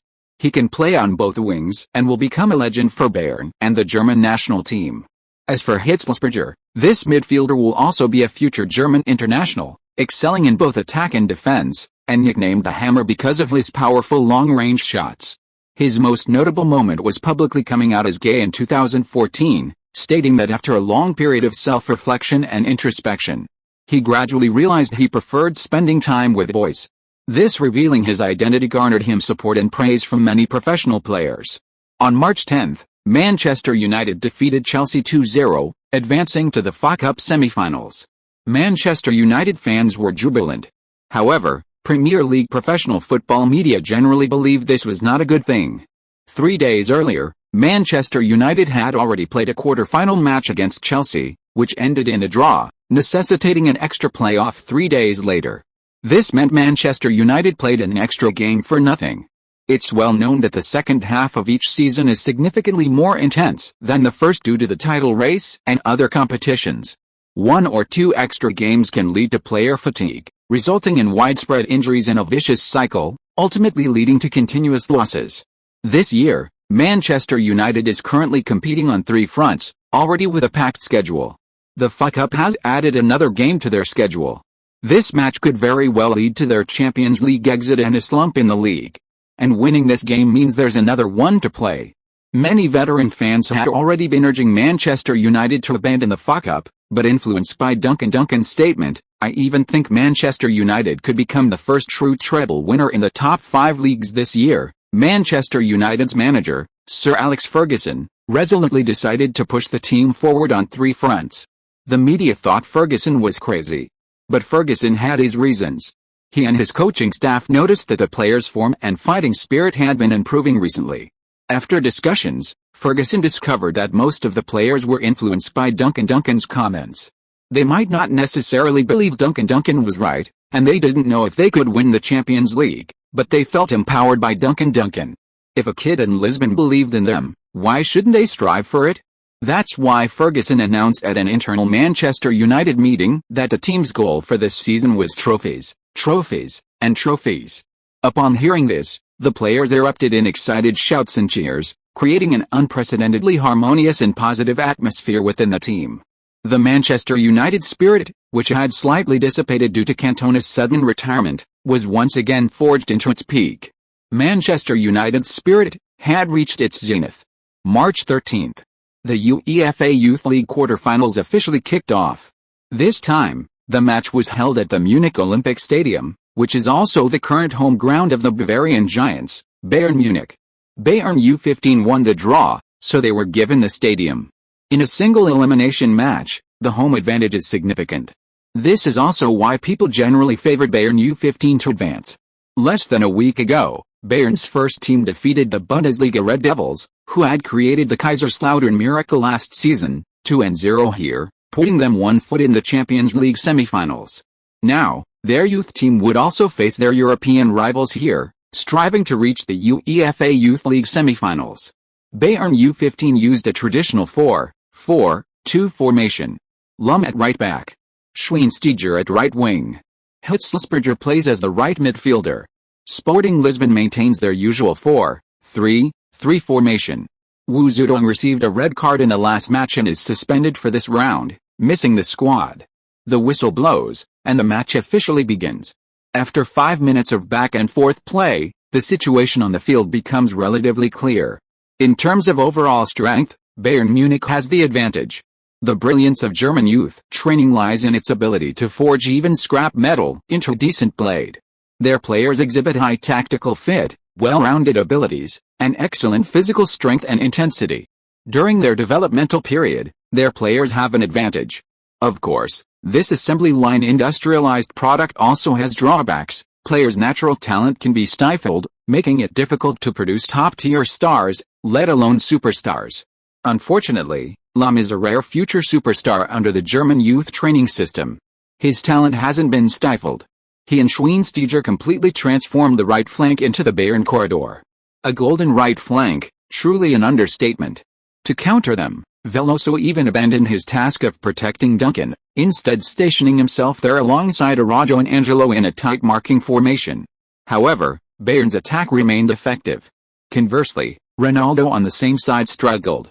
Without his teammates' support, he found it difficult to make an impact in the attacking third.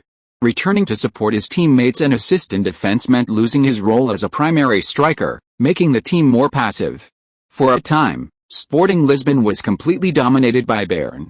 If you are listening to this novel on a channel other than Fanfic World, it means it was downloaded and re-uploaded without effort. We warmly invite you to visit our channel, Fanfic World. There you will find the original version of this story and many other novels of various genres. We look forward to seeing you dive into a world of incredible novels. Chapter 89: Sudden Change of Situation. Cristiano Ronaldo is in trouble now. Bayern's right back, Lum, often goes up, but precisely because of this characteristic, Bayern's defense will deliberately shift to the right. Rather than a 4-man defense, Bayern is now using a 3 center-back system, which is sufficient to handle Ronaldo's attacks. The commentator was describing Ronaldo's situation. Deng Kai also noticed what he was saying. Not only a 3 center-back system, but a 3 center-back system with 2 center-backs on the right. It can be said that Ronaldo was given full respect. In the 22nd minute, Sporting Lisbon gained valuable possession. Under pressure from Bayern players, Deng Kai didn't pass the ball carelessly, but used his ball control to maneuver around the opponent, waiting for an opportunity. Bang! Deng Kai used the nutmeg to get rid of the opponent and gained ample passing space. Bang! Oh! Deng Kai's vision is excellent, a beautiful long pass, finding Sporting Lisbon's right winger Marcelino. Marcelino cuts and flicks, then shoots. Wow! That footwork, almost shot down the goose from the sky, that shooting skill, the Portuguese goalkeeping? This is Sporting Lisbon's best chance so far, but it still doesn't threaten Bayern's goal. Bayern then took a goal kick. Sporting Lisbon's resistance angered Bayern, who had been focused on finding shooting opportunities through passing, were no longer going to hold back. Hitzlsperger unleashed a sudden long-range shot from the middle, a powerful cannon shot. Pilar made a solid save. Corner kick. Lum took the corner kick, both teams' players jumped high, but no one touched the ball. The ball rolled to the other wing and was caught by Deng Kai. Bayern's tactical discipline was very high. When a player pressed Deng Kai, the other players quickly retreated, even faster than the Sporting Lisbon players' attack. Even if Deng Kai wanted to launch a counter-attack, he had no chance. He could only control the ball, using his teammates' passes to evade the pressure. In the next 2 minutes, Deng Kai dribbled the ball past midfield through runs and support from his teammates. Bayern mostly prevented Sporting Lisbon from crossing their half, but the pressing took a toll on their stamina. The game had reached the 30-minute mark, and they were experiencing their first period of fatigue. Or perhaps not fatigue, just a need to catch their breath after such intense play. This period was short, but it definitely occurred. The second period of fatigue came around the 70-minute mark, a particularly difficult time. In the 31st minute, Deng Kai received the ball on the right wing, preparing to launch an attack.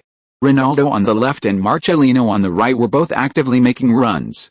Deng Kai looked at Marcelino, raised his foot, and flicked the ball. No contact with the ball. A feint. Bang! Deng Kai then pulled the ball back with his foot, bringing it to his left foot, and then accelerated, directly initiating a breakthrough in the right flank area.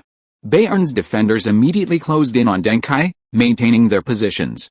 Just as he was about to close in on Deng Kai, intending to use his physical advantage to pressure him, Deng Kai repeatedly touched the ball with his left foot.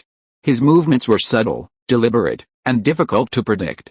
The opponent, drawn by the ball, abandoned any intention to physically challenge them, focusing entirely on defending against a breakthrough. Bang! Deng Kai suddenly flicked the ball away, accelerating inside, successfully beating his opponent. Hitzelsberger, realizing the danger, immediately rushed to cover Deng Kai. However, Deng Kai didn't dribble past his opponent for long, instead unleashing a shot from the right side of the penalty area's edge.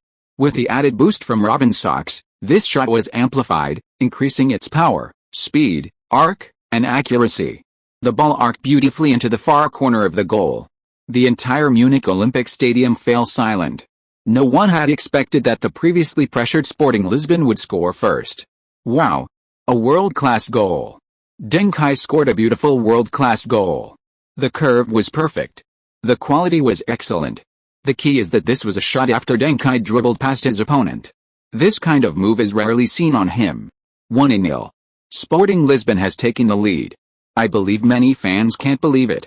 I bet even the coach of Bayern Munich's U15 team didn't expect that it wouldn't be Ronaldo who scored for Sporting Lisbon, but Deng Kai. In fact, at the end of the last match against Groningen, Deng Kai completed a highly controversial dribble. Many people thought he was showing off and criticized his dribbling skills as terrible, not worth showing off at all. But today, Deng Kai didn't use any fancy techniques, yet this dribble was so smooth and effortless. His move just now even reminded me of Robin from Groningen. Compared to his teammate Ronaldo's sharp and fast but somewhat electrifying dribbling, Deng Kai just now was more like a dribbling master. Ronaldo's face darkened. Praise is fine. Don't criticize those who have over 4,000 points. Don't you know I'm more popular than Deng Kai in Portugal? I totally crushed his character card likes. Sporting Lisbon's goal directly enraged Bayern Munich. Bayern's young players started using physical contact, playing increasingly aggressively. Moreover, with Lahm linking up play, their attack was quite organized and full of layers. The forwards' attacks, the wingers' and midfielders' second attacks, and the fullbacks' assists tore Sporting Lisbon's defense to shreds. In the 36th minute, Schweinsteiger dribbled and faked on the right flank before passing to Lahm, who was making a run down the flank, and then quietly cut inside without the ball. Lahm dribbled down the byline, feinted past Araujo's defense, easily got past Araujo, and then forcibly pulled Angelo out of the penalty area. Bang! Lahm passed the ball diagonally into the penalty area. Schweinsteiger, who had cut inside, accelerated and rushed past the returning Angelo to get to the ball, finishing with a right-footed shot. It was a shot from a tight angle. Pilar stretched his arms and tried his best to expand his defensive area, but the ball still flew over his left leg and into the near corner of the goal 1-1. Bayern equalized the score in less than 5 minutes after conceding. Bayern is on fire. Goal. Schweinsteiger. Bayern's talented winger. He is also one of the star strikers who have emerged in this UEFA Youth League. Although he doesn't shine as brightly as Ronaldo or Robin, and his goals aren't as numerous as Van Persie or Quagliarellado, he is definitely a key player who cannot be underestimated. And Lahm has turned Sporting Lisbon's left flank into his free passage, scoring at will.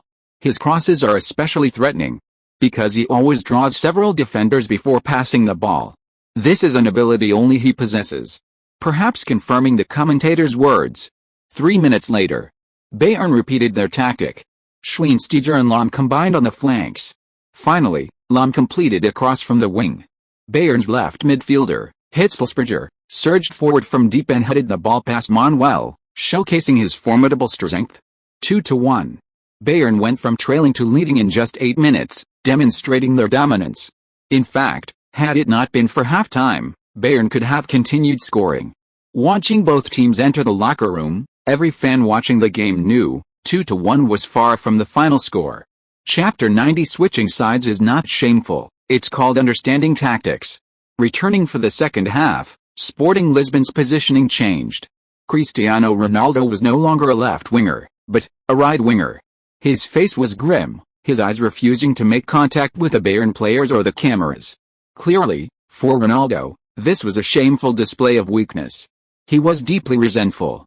In the locker room, he even told Messi directly that he absolutely refused to switch positions. Wouldn't switching mean he was afraid of Lahm and Schweinsteiger? However, the renowned coach Messi didn't argue with Ronaldo, generously stating that it was Kai's suggestion, and attaching Kai's menu for the following week. Seeing braised pork intestines, boiled pork slices, and stir-fried pork kidneys, Ronaldo finally agreed to the switch. Oh! The fans in the stadium booed. They're mocking Ronaldo's pre-match confidence, because Ronaldo chose to run away. Avoiding the left flank where Lahm and Schweinsteiger are, going to the right flank. What is this if not running away? The commentators also teased Ronaldo. But soon, the boos from the stadium gradually subsided. Because Ronaldo on the right wing began to frequently attack Bayern's penalty area, threatening Bayern multiple times. In the 53rd minute, Ronaldo received a lobbed pass from Duncan on the same side, controlled and flicked a ball past Bayern's left midfielder, and then made a high-speed run down the flank to deliver a cross. Bayern's left back tried his best to run and stretch his leg, but still couldn't stop the pass. Unfortunately, Sporting Lisbon centre-forward Lorenzo was not tall enough to win the header, but Sporting Lisbon still got a corner kick. In the 61st minute, Ronaldo cut inside from the right wing, faced Bayern's left midfielder, and used a series of step-overs, eventually drawing a foul and winning a free kick in a good position. Duncan took a short free kick, Ronaldo won the header, and headed the ball towards goal, but it grazed the post and went out, almost equalizing the score. Since Ronaldo changed positions, Sporting Lisbon has launched a frenzied attack. Although Lahm, Schweinsteiger, and Hitzlsperger can also create very threatening attacks on the right wing. But Ronaldo alone created an attacking momentum that was no less impressive than theirs. Sporting Lisbon, led by Ronaldo, also gained momentum. In the 68th minute, Ronaldo received a pass from his teammate Duarte in the backfield and attempted a breakthrough. Bayern's left back was already on edge because of Ronaldo, flustered and full of openings. Ronaldo seized the opportunity and made a key pass, diagonally placing the ball on the right flank. And Deng Kai had already made his position. After receiving the ball, he dribbled past. Bang! Hitzlsperger fouled Deng Kai. Otherwise, Deng Kai would have been able to shoot again from the position where he had previously scored. This was too dangerous. Whistle. The referee came over and showed Hitzlsperger a yellow card. Hitzlsperger tried to explain to the referee, but the referee said, "Don't try to argue, or I'll give you a red card." Indeed, it was an uncontroversial yellow card. It's difficult to judge whether Hitzlsperger's defense was successful or not. Because that position is extremely dangerous. It's almost just outside the penalty area's edge, the point with the highest free kick conversion rate. Ronaldo. Ronaldo will take this free kick for Sporting Lisbon. This team's penalties are mostly taken by Duncan. But in terms of shooting technique, Ronaldo is definitely stronger. He's also currently the top scorer in the Portuguese U15 league, having already scored 36 goals. Beautiful curling shot. The ball went over the wall. Goal. Goal. Goal. Ronaldo scores directly from the free kick, helping Sporting Lisbon equalize. 2-2. Now the score is back to square one. This was a successful switch of sides. Ronaldo, now on the right wing, still possesses formidable attacking power. The trouble he and Duncan caused Bayern together was no less than the trouble the Bayern trio caused Sporting Lisbon. Sporting Lisbon's players began to celebrate enthusiastically, as equalizing against a dominant Bayern Munich was no easy feat. Stay calm. We must stay calm. They're the ones who are more anxious. Deng Kai seized the opportunity to communicate with his teammates, unifying their thinking and determining their strategy for the next phase of the game. The match then continued. Bayern, as expected, pressed on aggressively. Sporting Lisbon, however, retreated completely, managing to withstand Bayern's attacking onslaught. Bayern could only resort to frequent long-range shots, with little effect. In the 78th minute, the young star stepped up. Schweinsteiger broke through on the wing and passed the ball to the on-rushing Lum. This time, Lum didn't overlap but cut inside, receiving the ball and unleashing a long-range shot that nearly beat Pilar. Corner kick. Lum took the corner, and Schweinsteiger, unmarked, leaped high and headed the ball into the net. But before they could celebrate, the referee blew his whistle, disallowing the goal. Attacking foul. A Bayern striker tackled Angelo the instant the corner kick was taken, allowing Schweinsteiger to capitalize on the opportunity. Schweinsteiger, somewhat exasperated, argued with the referee. However, the referee had already blew the whistle to continue play. Pilar immediately threw the ball to Ronaldo, who had just contested the corner kick. Ronaldo dribbled and ran, easily beating a Bayern player. Bastion. Lum called out Schweinsteiger's name as he retreated, finally catching up and chasing after Ronaldo, but he couldn't reach him. Ronaldo and Duarte played a 1-2. He's through. Deng Kai sets a wall, and Ronaldo is through again. Bayern's formation is in disarray, they're all moving towards Ronaldo. Ronaldo passes. The ball comes to Deng Kai's feet, a backheel flick. This seems to be his habitual move. He likes to use this to transition his body from right to left. The ball also transitions from his right foot to his left. But this move wastes a bit more time than a direct flick to the left. This is a counter-attack, and he's slowing down the tempo. Before the commentator could finish criticizing Deng Kai, he immediately accelerated with a nutmeg, charging towards Hitzelsperger, who was closing in on him in the defensive midfield position. A chorus of boos erupted from the crowd. Deng Kai's nutmeg was performed when he was still 3 meters away from Hitzelsperger. This wasn't a dribbling move, it was a show-off. Fans thought Deng Kai was provoking him. This had happened before. They thought Deng Kai was a leopard that couldn't change its spots. Bang! After finishing his fried dough balls, Deng Kai caught up with a ball. Instead of touching it and controlling it with his left foot, he poked it forward and to the left. The ball was instantly sent flying 7 meters. And it flew right through the legs of the on-rushing Hitzelsperger. This is. With double acceleration, it's not hard to guess what Deng Kai is going to do. A race. Deng Kai nutmegs the ball, kicking it forward, and then starts a race with Hitzelsperger. Hitzelsperger isn't Schweinsteiger. His speed is definitely not a disadvantage among midfielders.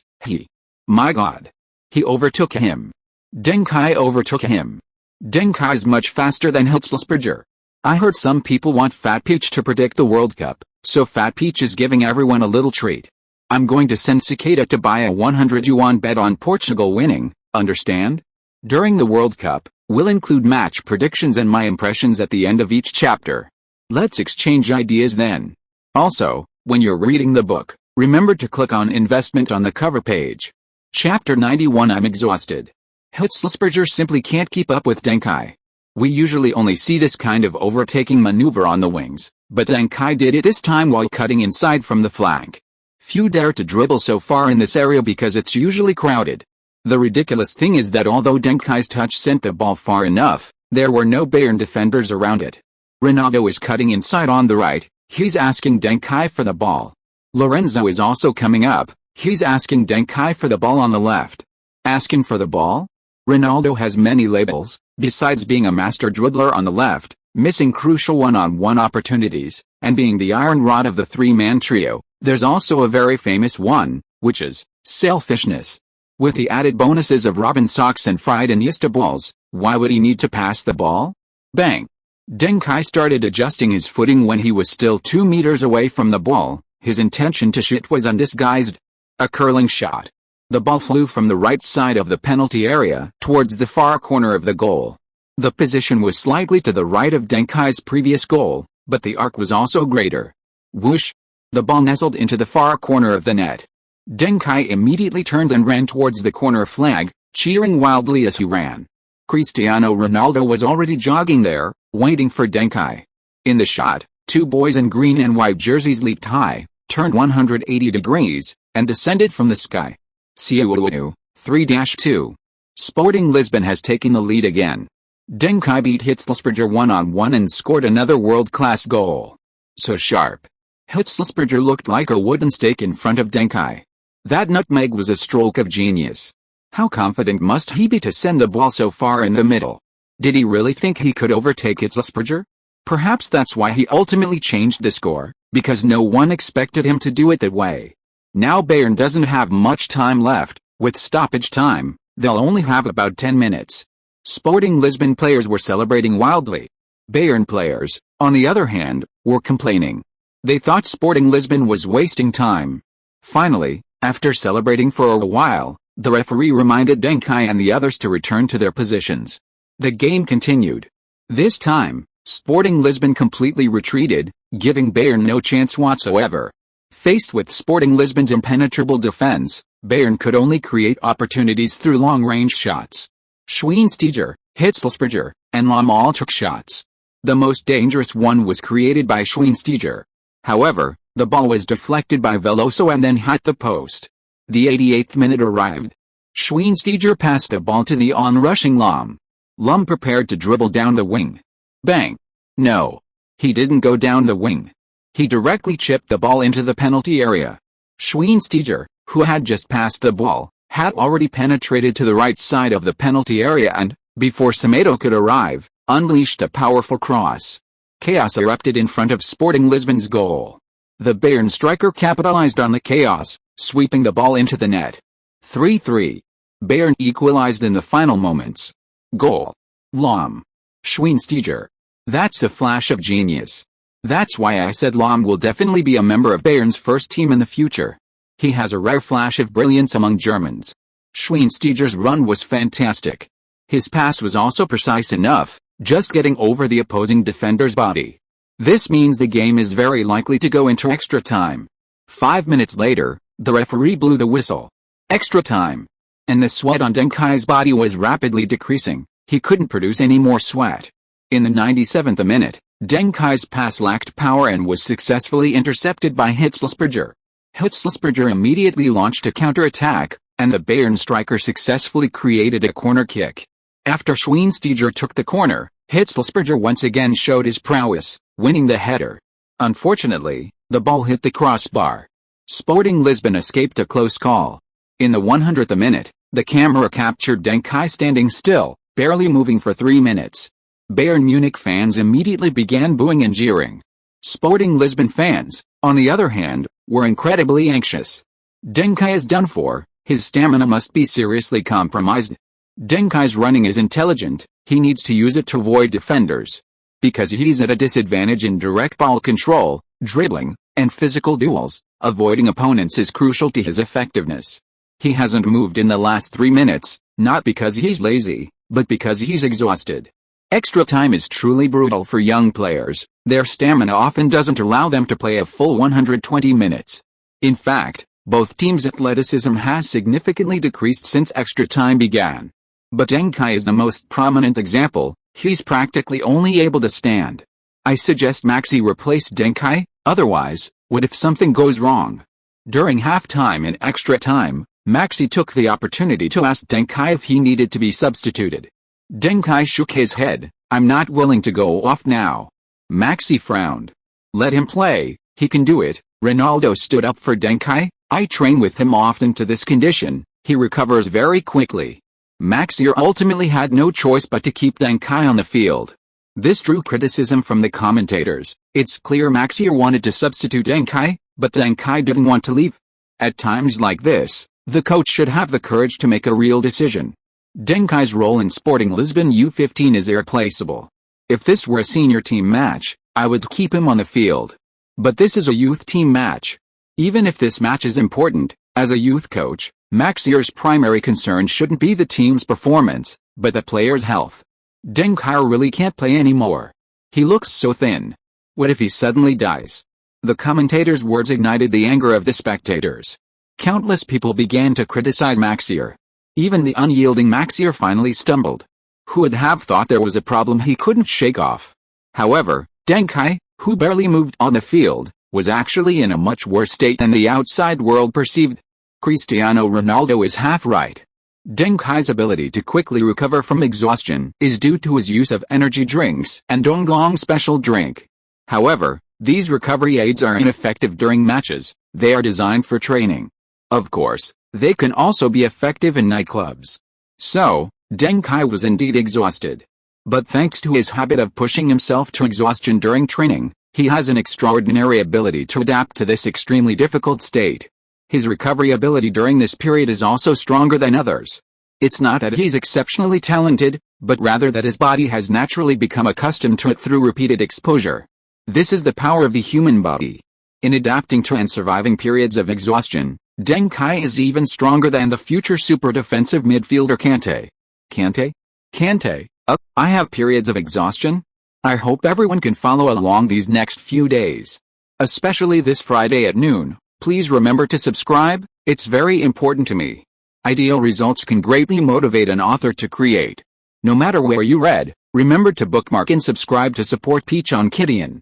Give Peach a shout out. Chapter 92 I was faking it. This is really rare. As the team's midfield core, Deng Kai hasn't touched the ball once since the second half started. What is he doing? His positioning, is he dodging the ball? Yes, it's positioning, not running. He's completely exhausted. I can understand Deng Kai. The ball is dangerous at his feet now. He doesn't even have the strength to pass it out in time. He can no longer help the team. Disappearing is his last contribution. Maxa should make a substitution. Taking Deng Kai off is better for everyone. A strange scene unfolded on the field. The ball was clearly on the left, but the camera kept focusing on Deng Kai on the right. He was using positioning to avoid his teammates passing the ball to him. He always hid behind opposing players, preventing his teammates from passing him the ball. This scene was both funny and heartbreaking. After all, Deng Kai was the youngest and shortest player in this match. How are you? You used to recover very quickly?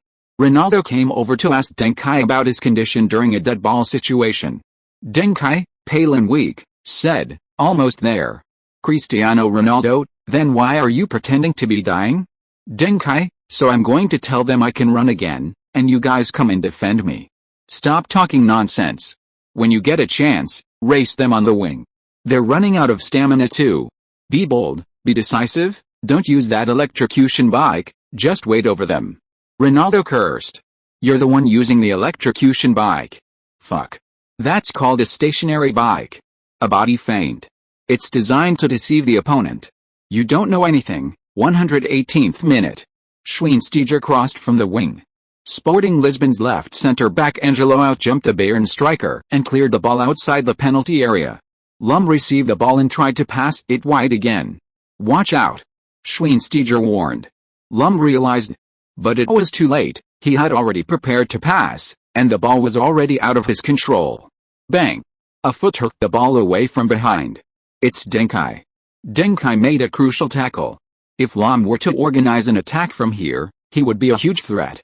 But who would have thought that Deng Kai, who had been paralyzed for 10 or 20 minutes, would suddenly come back to life?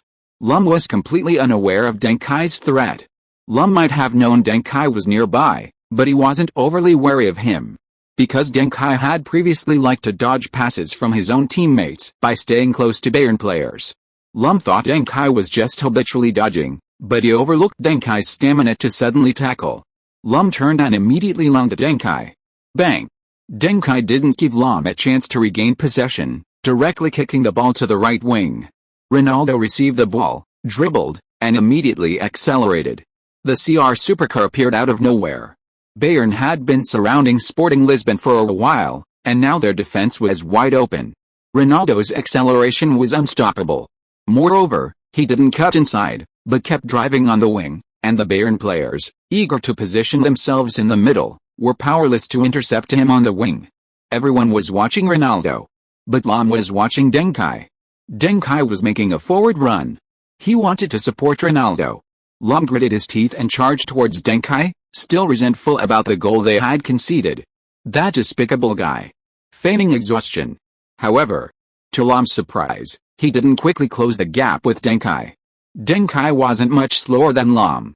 His stamina is better than mine. Lum came to a startling conclusion. Stamina affects all of a person's attributes. Lum's speed had decreased due to stamina. But the same thing didn't seem to be happening to Deng Kai. Lum couldn't help but wonder just how long Deng Kai's stamina bar was. The two charged across the halfway line, one after the other. Deng Kai suddenly turned to the right. He was going to support Ronaldo.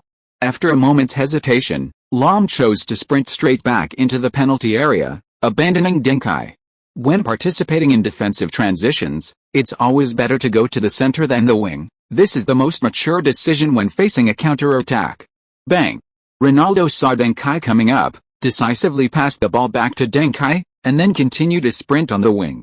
Bayern's left back had to follow Ronaldo to the wing. If he didn't, Deng Kai would definitely pass to Ronaldo. Although there were no Sporting Lisbon players in the penalty area, Ronaldo was still extremely dangerous even on the wing. He could easily go down the byline and break into the penalty area, and once inside, he could dribble, shoot, pass, or win a penalty. What couldn't Ronaldo do? They wouldn't dare let him go. Now, Deng Kai only had two center-backs in front of him.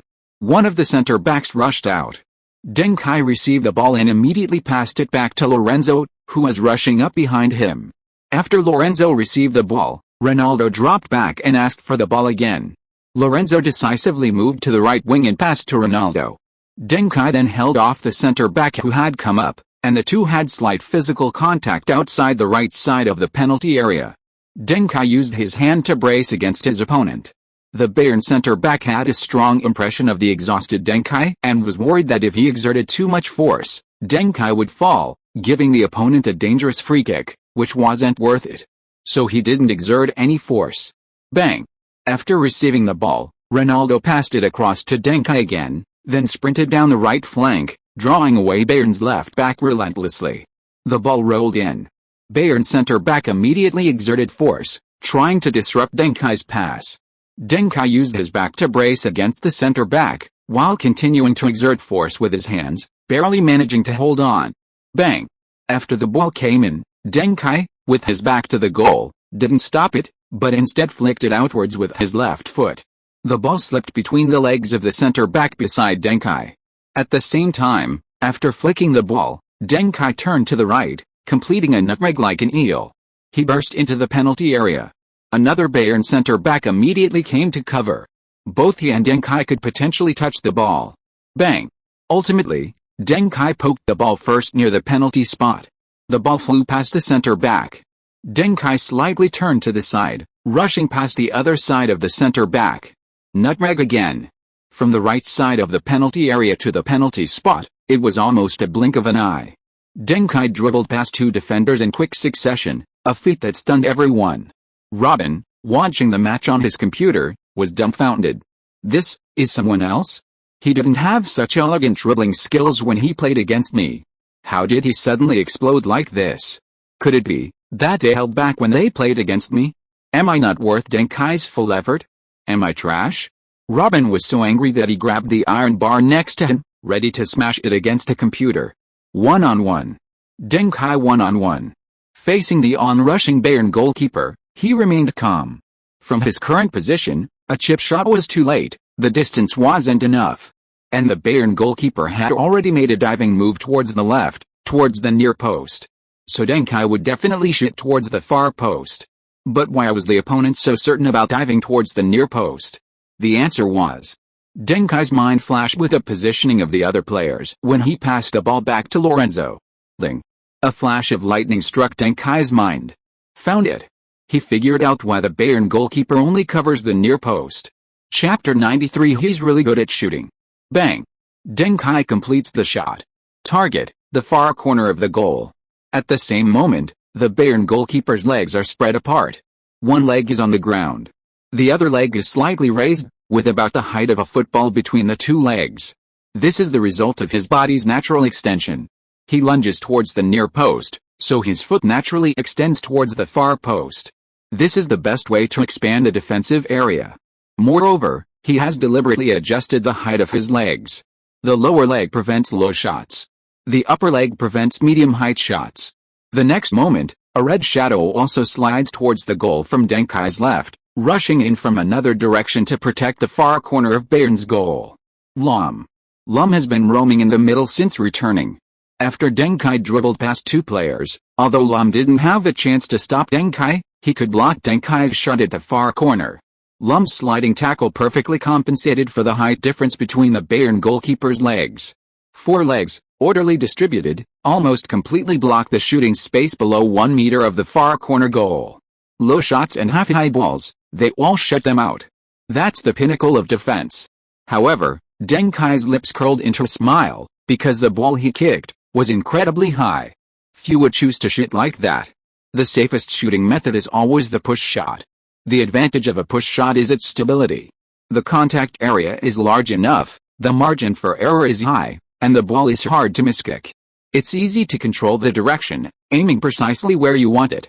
And the power isn't small either, making it difficult to save. Plus, goalkeepers have a greater difficulty saving low shots. They need time to move from mid-air to the ground. Therefore, a low push shot is the first choice for most skilled shooters in close-range, one-on-one situations. Future masters like Robin and Mbappe are examples of this. But Robin conceded a one-on-one goal in the 2010 World Cup final that could have sealed the game, a low push shot. Casillas guessed the wrong way, but his right foot blocked the low ball. If Robin had pushed a half-high ball or even a high ball. But here's the point, the technique of pushing the ball makes it difficult to push high balls. High balls are actually very easy to push wide and extremely difficult to control. Choupo-Moting, the free transfer striker who played for PSG and Bayern Munich, is a master of pushing high balls wide. The reason is that when a shorter player pushes the ball, extending their leg 20 centimeters outwards creates enough angle between the leg, foot, and ball to produce a low shot. But for someone too tall, the angle isn't enough, and the ball always flies high. Many of China's national team strikers also frequently push high balls, which is simply a matter of poor shooting technique. A low push is already the optimal solution. Robin's shooting technique is clearly not the problem, yet he missed the most important one-on-one chance of his career. Mbappe, after years of honing his skills in Paris, has reached a high level in physique, speed, dribbling, football intelligence, passing, and shooting, but recently his one-on-one shots have been saved significantly more often. What's the problem? It's not that their shooting technique is bad, but that their pushing shot is bad. Robin and Mbappe have perfected this shooting method. However, the inherent flaws of this method mean that top goalkeepers and defenders can defend against it. The goalkeeper can get down early, extend their leg as much as possible while diving, or have a defender make a sliding tackle. However, the difference between a superstar and a regular superstar lies in the fact that a superstar can also make unconventional choices in crucial moments. It may seem risky, but it's actually the only way to win, because your opponent is also a superstar. Tadi's chip shot. Batistuta's goal. Zidane's Panenka. Ibrahimovic's goal scoring. Ronaldo's bicycle kick. Messi's Maradona. Mbappe needs to overcome his conservative approach to become a true superstar. Robin's missed one-on-one chance required either a chip shot, a shot from the corner, or dribbling past Casillas. He couldn't choose the conventional route, because even if you execute the conventional moves perfectly, you're still bound to fall into a rut. Whoosh! Corner. Deng Kai unleashes a powerful left-footed shot from close range. The ball nearly blew the top of the goal. Bayern did everything they could, their defense even managed to stop a superstar's shot. But Duncan is a man destined to be a superstar. Goal. A last-minute winner. This was a true game winner. In the 120th minute, Deng Kai dribbled past two defenders and entered the Bayern penalty area. Facing the goalkeeper, he unleashed a powerful shot, thwarting Lahm's diving block. A clutch player. He's definitely a clutch player.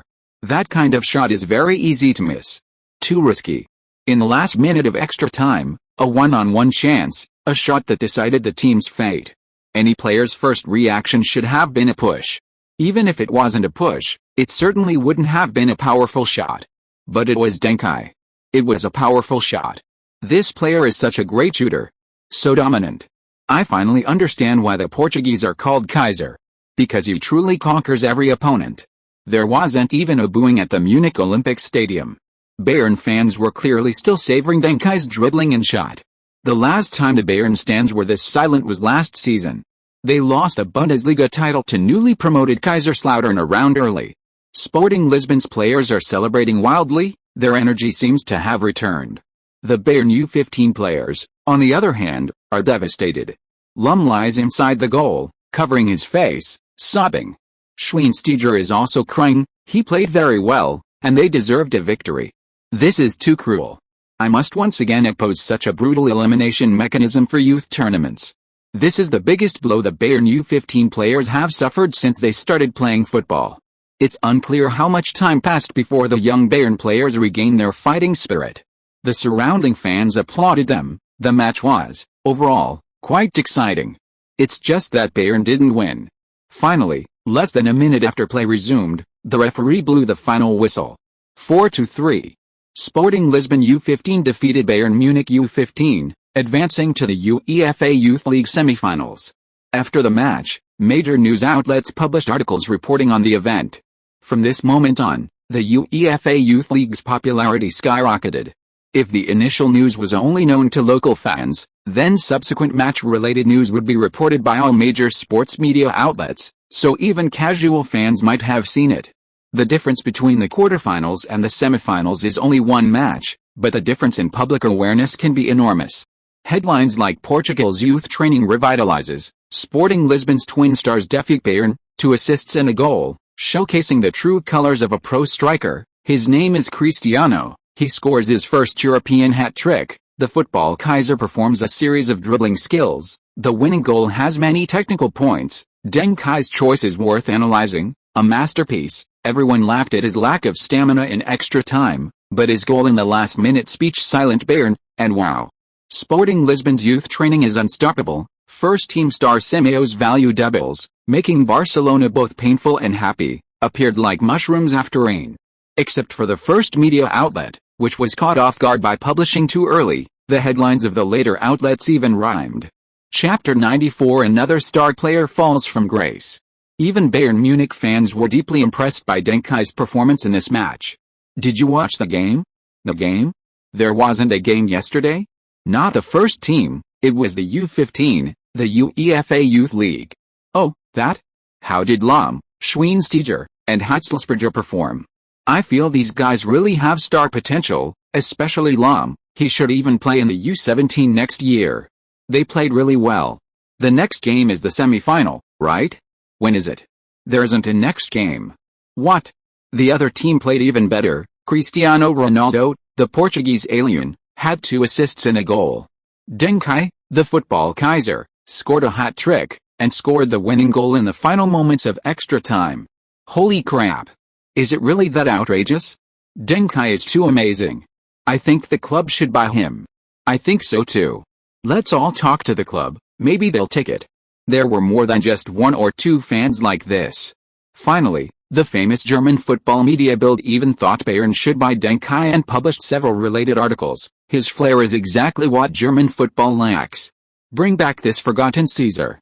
After Beckenbauer and Rummenigge, perhaps he will become the 3rd emperor of football. The German media is buzzing. Meanwhile, the UEFA Youth League draw has begun. Sporting Lisbon is the last team to reach the semi-finals, the other 3 being Ajax, Atletico Madrid, and AC Milan. The draw results are Sporting Lisbon vs Ajax, AC Milan vs Atletico Madrid. This matchup is truly, incredibly targeted. Feyenoord, Groningen, Sporting Lisbon has played against several Dutch youth academies along the way, and now it's Ajax. Could the Portuguese really be vying with the Dutch for the title of world's best youth academy? UEFA is really playing games. Suddenly, everyone is calling the next UEFA Youth League semi-final between Sporting Lisbon and Ajax the battle of the world's strongest youth academy. The winner will earn the title of strongest youth academy for their club. As for Atletico Madrid, their youth academy is also very famous, but ultimately it's not a black market approach, so the competition isn't as fierce as here. Atletico Madrid is destined to become a powerhouse. The match against Bayern Munich was so thrilling that Deng Kai undoubtedly received an SSS level rating. A blue fragment critical hit, he consumed 40 fragments to gain 2 blue player skills. Low pass, your long passes receive a slight boost. The ball's flight speed in the air increases, but the probability of interception in the mid-range also increases accordingly. Weighted spin pass, your long passes receive a slight boost. The ball spins in the air, making it more accurate and easier for teammates to receive and make their next move. Both skills are very useful, especially for a midfield maestro like Deng Kai who excels at delivering lethal passes. Without these auxiliary passing skills, even the strongest De Bruyne's intuitive passing is useless, it's just intimidating. Because the opposing team had 3 future star players in this match, sure enough, a star drop occurred. Unfortunately, it wasn't related to Lahm, which Deng Kai wanted most. Instead, it was Schweinsteiger's. And what's more, mediocre winger Schweinsteiger, Schweinsteiger, so mediocre as a winger and midfielder, was almost abandoned by his club. He shares his understanding of these positions with you. Long pass +1, short pass +1, interception +1, tackle +1. When you're in the center, your long-range shooting ability and footwork will be improved. Isn't that ridiculous? As a mediocre winger, can you please stop talking to me? What are we talking about? How do you explain being benched by the club? Can you at least show off your extraordinary midfield maestro persona? The stats are low, and they're all focused on passing and interception, which are essential for midfielders. What does that have to do with wingers? And the requirement for this effect, as a winger or midfielder, is in the center. It's incredibly ironic. I wonder if Schweinsteiger will cry when he finds out. But then again, this drop is very applicable to Deng Kai. His main area of activity is the center. Long-range shooting is definitely a boost he needs. Power in his feet would improve Deng Kai's long-range shooting, long passes, and through balls, which is a good thing. It feels somewhat like a lucky break. Giving Deng Kai a player like Law might not be a better fit. Back in Lisbon, the team quickly played their next league match. Deng Kai and Ronaldo were given a rare rest. Their schedule was too packed. The match against Bayern went into extra time, leaving them with only one league game to play. Unexpectedly, Sporting Lisbon U15 performed quite well against Marítimo, managing a 1-1 draw despite the absence of their two star players and key players. Sporting Lisbon U15 thus ended the suspense, becoming the top team in the Southern Division 3 rounds early and advancing to the final championship zone. They were also the first team to secure a place in the championship zone. This was something many hadn't expected. After all, Sporting Lisbon U15 had fallen to second to last place in the first stage, but a final winning streak secured them second place in the second stage. They haven't lost a single match in the second stage so far, advancing to the third stage 3 rounds early. They were simply getting stronger with each match. After that game, as April arrived, news from various leagues became increasingly significant. Among them was the Champions League quarter-final second leg between Manchester United and Inter Milan. Ronaldo, who had promised a hat-trick to overturn the deficit against Manchester United, failed to deliver. The match ended in a 1-1 draw for Manchester United, with United advancing to the Champions League semi-finals with a 3-1 aggregate score. Manchester United fans wept with joy. But soon, they too shed tears of sorrow, as their semi-final opponent was none other than the currently considered strongest team, Juventus. On April 6, Sporting Lisbon hosted Lille U15. The returning Ronaldo scored twice, and Duncan added another goal, helping his team to a 3-0 victory. On April 9, Sporting Lisbon played away against Estoril. Ronaldo scored a goal, and Duncan provided 2 assists, bringing his league assist tally to 20. He thus became the first player in the history of the Portuguese U15 league to surpass 20 assists. In youth leagues, scoring goals is easy, but assists are hard to rack up. This is because high-scoring youth players often stand out from the crowd, their skill level far exceeding the current league standard. They dominate, unstoppable, and anyone who passes to them can get an assist. However, it's difficult for a good midfielder to achieve dominant statistics in such situations, because a good midfielder can't always be passing to that unstoppable striker. How can a midfielder who only passes to one striker be considered good? If he did, his overall vision, court vision, and finishing would certainly be lacking.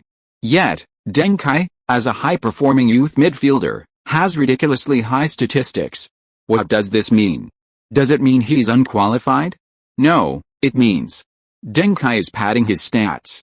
But why is Deng Kai padding his stats? Because Trigora told him 2 months ago that he and Cristiano Ronaldo had been placed on the watch list of Portugal U16 national team coach Antonio Violante. This summer, Violante will lead the Portuguese U16 team to the European Championship. Chapter 95. How come anyone still reads author's notes when a book is released these days? Peach is a socially awkward person and doesn't have many opportunities to speak except when she's catching cicadas. However, she's very willing to communicate with everyone in the book and share her life journey. First of all, Peach's life isn't great, but it's not miserable either, it's normal. So, let's not play the victim. This book originally had another beginning, which was already 40,000 words long and meticulously crafted. But as the book was about to be published, Peach felt that it wasn't good enough, so she deleted it all and wrote a current beginning, which doesn't seem to be any better than the previous one. When the book was first published, our old readers were very supportive, so our initial data growth was quite good. We are grateful to our old readers. Because of this, Peach had high hopes for this book and started thinking about whether, after the first 10,000 pre-orders, she should come clean with her family and say, "Don't make me do housework, the great author never does housework," and even fantasized about communicating with the editor about the specific process of signing a great author contract. The result, we don't even have 10,000 favorites now, and less than 1,500 readers are following the story, let alone the first 1,000 pre-orders. This is practically a hellish joke, ha ha ha. Peach has always been an exceptionally optimistic person about the future and almost never loses hope in reality. Before my previous book, Football Should Be Played Like This, went on sale, I thought, we should at least get 2,000 or 3,000 first-day subscriptions, right? The result, a little over 700. I was devastated. But after a good night's sleep, I persevered thanks to my love for football and everyone's support, and I enjoyed writing it. Now that book is about to be a featured book, so it's a year late in achieving our goal. With this book, Football on the Ground, my expectations kept decreasing. From over 10,000 first-day subscriptions to 8,000 is acceptable to at least a top-tier book, 6,000 to 4,000 or 5,000 first-day subscriptions, no lower to than 3,000. A featured first-day subscription isn't shameful. Until yesterday, when I spoke with the editor, they said that 1,000 first-day subscriptions would be pretty good. This is a bit difficult to bear. Is this a sequel to a hellish joke? In terms of subscription to collection ratio, on average, 1 in 8 readers who collected this book was willing to subscribe, which is actually not bad. However, sports fiction is a niche genre, and the base is too small, so this first-day subscription result is hard to be optimistic about. Peach isn't comparing herself to anyone else, she wants to compare herself to her past self, hoping to show some improvement over her past performance, otherwise she feels somewhat frustrated. Everyone says sports fiction has a high subscription to collection ratio, strong reader loyalty, and readers are very willing to support well-written authors. So Peach is thinking, can we create a small miracle? Can the Sanremo miracle start again? Can our book's final first-day subscriptions exceed the editor's expectations? Just think, 8,000 favorites, if we can get 2,000 first-day subscriptions, that's a 4:1 ratio, that's industry-leading. If we can get 3,000 first-day subscriptions, wouldn't that be the best in all categories? Would that be so cool? If we can get 4,000 or 5,000 first-day subscriptions, wow, even platinum authors can't do that. If we can get 8,000 or 10,000 subscriptions, then, that's just manipulation. Ahem, you can see Peach's optimistic nature, right? That's right, this Peach has already lost her mind, ha ha ha. So please subscribe. Please also encourage your friends and family to subscribe, to test the reliability of your friendship. Not subscribing isn't being a good buddy. Also, for those of you reading this book outside of Kidian, please come to Kidian to support Peach. Let's all pray for a miracle, equals enough rambling, let's get down to business, the update plan. Because each chapter of the previous book was too long, resulting in too few chapters, some readers expressed regret at not receiving the Great God's Light after its completion. Therefore, barring any unforeseen circumstances, this book will have 2,000 words per chapter, ensuring everyone receives the Great God's Light. After its release, there will be a minimum of 3 updates per day, but most of the time I should maintain around 4 or 5 updates. Of course, if the initial subscription results are too poor, Peach may need a short period to digest the situation and adjust my mindset. Updates may not be lagging during this time, but they are unlikely to be disastrous. After all, even a fierce beast needs time to quietly lick its wounds and slowly recover. Don't worry, everyone, because after a short break, the 10,000 daily subscriptions will still come. The last book's 700 subscriptions couldn't defeat me, so this book, please don't fall below 700, ladies, let's not mess around. And if the initial subscription results are good, then, well, I mean, once I'm on a roll with excitement, the updates will explode, absolutely not Yang Wei. Then I'm afraid I'll have to worry about whether you all have enough points equals. Here's the extra update plan for the next few days. On the day of release, as the saying goes, short is never good, so we'll go all out with 10 updates. After the initial subscriptions reach 2,000, For every 300 more subscriptions, we'll add one update. For every 500 monthly tickets, we'll add one update.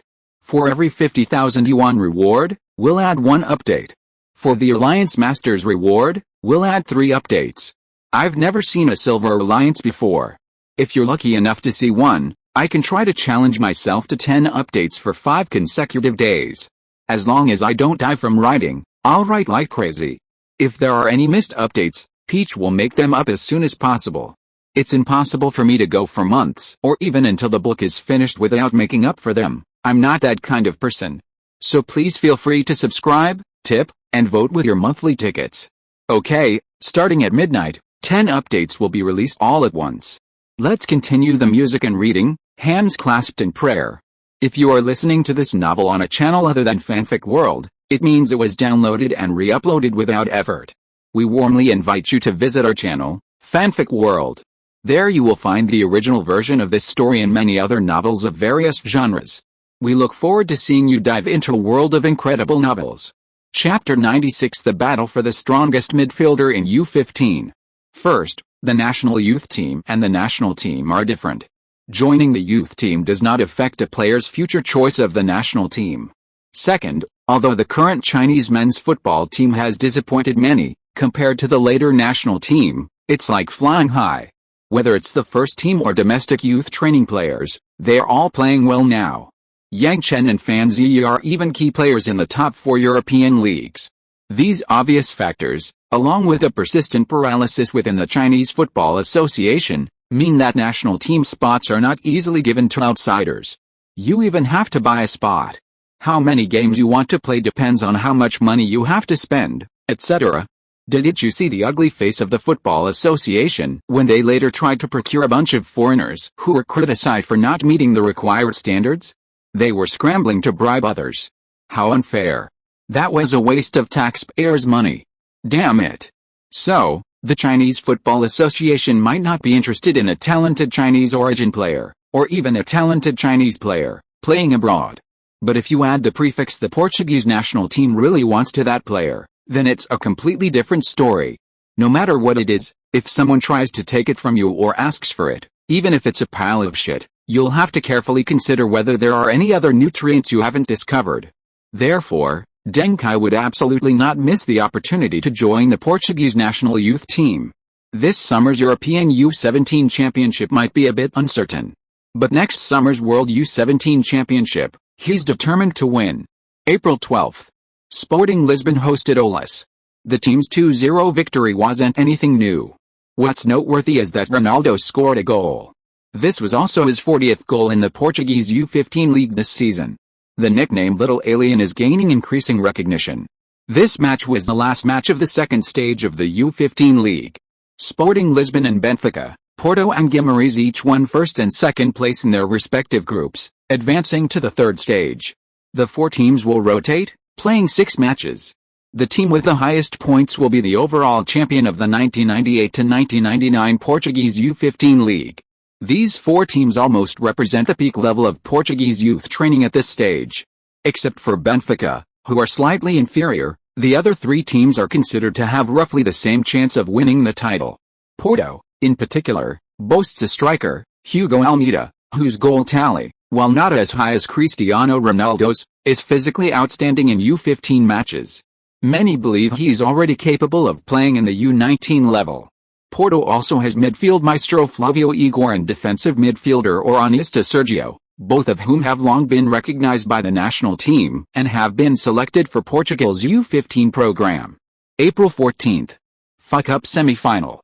Manchester United faced their biggest league rivals, Arsenal, twice in 4 days and successfully defeated them to reach the FA Cup final. This was one of the classic matches in FA Cup history. Beckham's goal briefly gave Manchester United the lead. However, midfielder Keane was subsequently sent off with a red card, forcing Manchester United to play with 10 men. Schmeichel made a brilliant save, denying a penalty. In extra time, Giggs, who was flying alongside Rooney on the wings, intercepted Vieira's pass, made a long run, and scored the best goal in FA Cup history, helping the Red Devils defeat Arsenal. After the team's victory, an excited Giggs shouted directly to the camera during the interview, "Towards the great treble." Instantly, The Manchester United treble became the focus of discussion again. Some mocked Manchester United for even being ranked third in the league by Arsenal and Chelsea at one point, wondering if the three in the treble was this kind of three. Of course, some people remembered the boy who predicted Manchester United would win the treble. Turning around, wow. This boy is still in contention for winning 2 trophies this season. Is he setting an example for Manchester United? Manchester United on 3 fronts, beware of a sudden collapse. Reaching the FA Cup final is not a good thing. Juventus should thank Arsenal for draining Manchester United's energy. With an away goal in hand, Juventus are practically guaranteed a win in the second leg of the Champions League semi-final.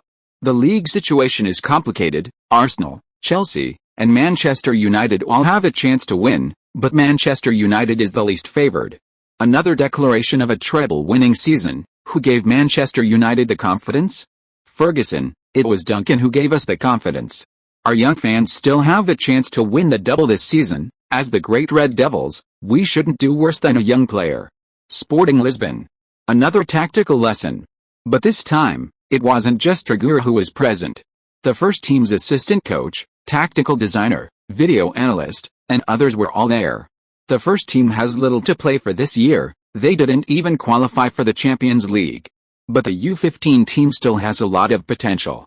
Before the start of this season, who could have imagined that Semeo's market value would soar to over €1,500? And it's not because Semeo's performance in the first team is so good, but because Sporting Lisbon's youth academy has a fantastic reputation now. All of this is thanks to these young players.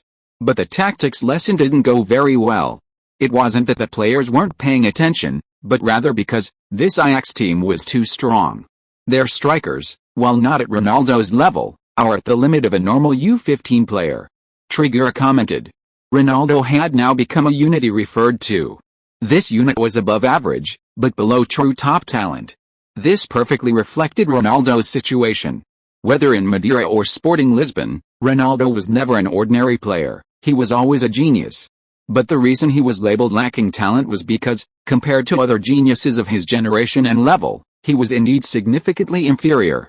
Players he had previously faced, such as Cech, Van Persie, Robben, Lahm, and Schweinsteiger, might have been on par with Ronaldo in terms of ability, but their performances were considered superior by experts.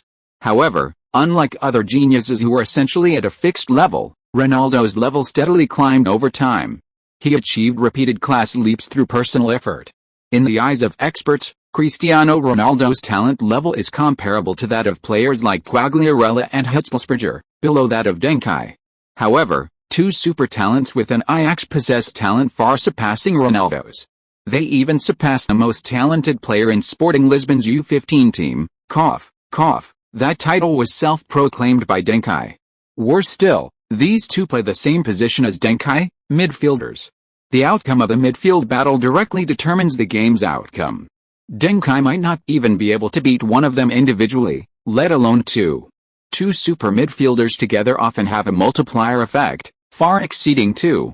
Ajax's U15 midfield duo, who dominated the Dutch U15 league, were already attracting the attention of major clubs. They are Rafael van der Vaart and Wesley Sneijder. This lineup, roughly translated, is a Dutch youth version of Zidane and Rivaldo. Chapter 97. Some people are born masters. Ajax's midfield is unstoppable.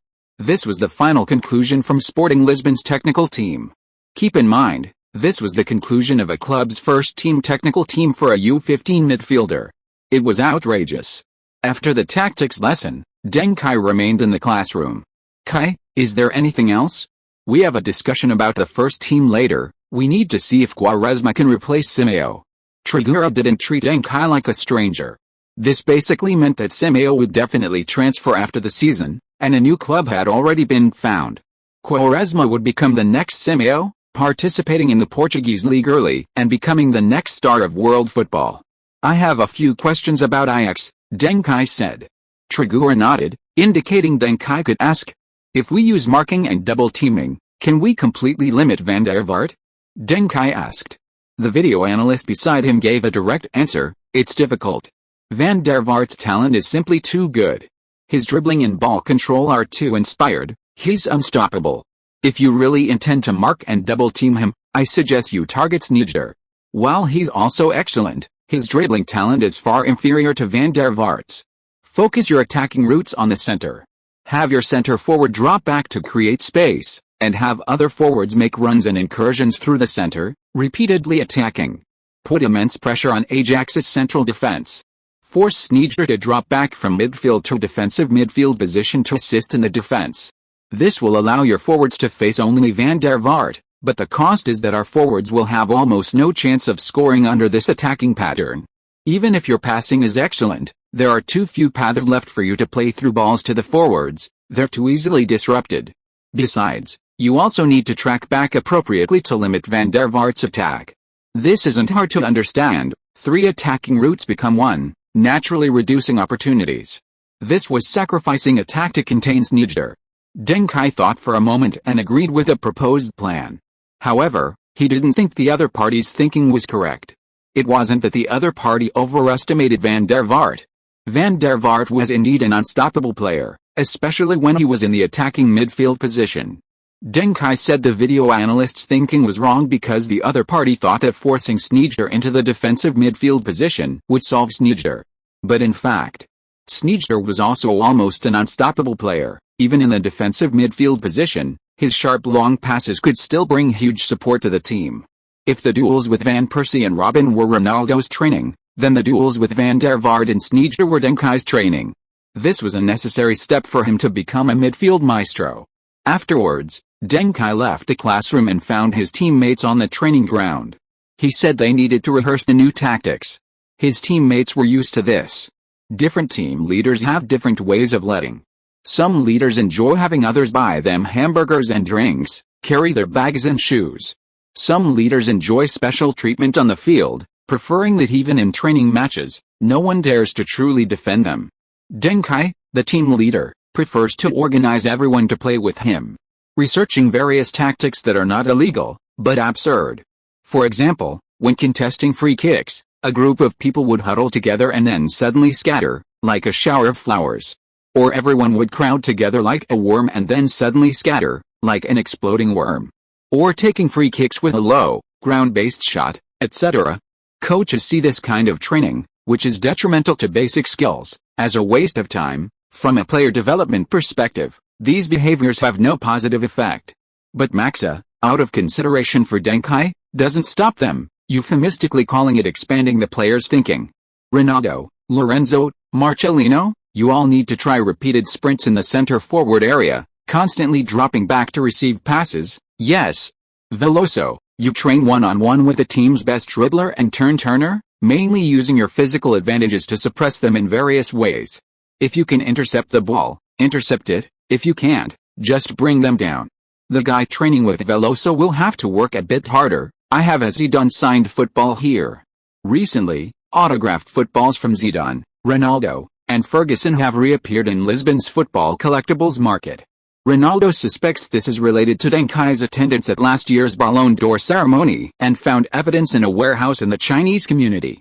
There are at least dozens of different autographed footballs there, of course, the most numerous being unsold Guardiola models, which haven't even received their plastic wrapping. The day finally arrived, April 20th. The UEFA Youth League semi-final at the Amsterdam Arena was about to kick off. The Dutch were lucky enough to draw a home draw. Construction on the stadium began in 1993 at a cost of €140 million. Completed 2 years ago, it boasts over 50,000 seats. In the future, on April 25, 2017, Johan Cruyff's 70th birthday, the Amsterdam Arena will be renamed the Johan Cruyff Arena in honor of this legendary star. With Ajax's early exit from the league title race this season, fans have had to shift their focus to the Dutch Cup and youth competitions, the UEFA Youth League. Youth competitions are not usually enough to attract fans, but this is the first time in European football history that the UEFA Youth League has been held. Previously, youth team matches were primarily used for training and evaluating results, rarely involving such a major European-wide competition for honor. Therefore, the Amsterdam Arena was packed.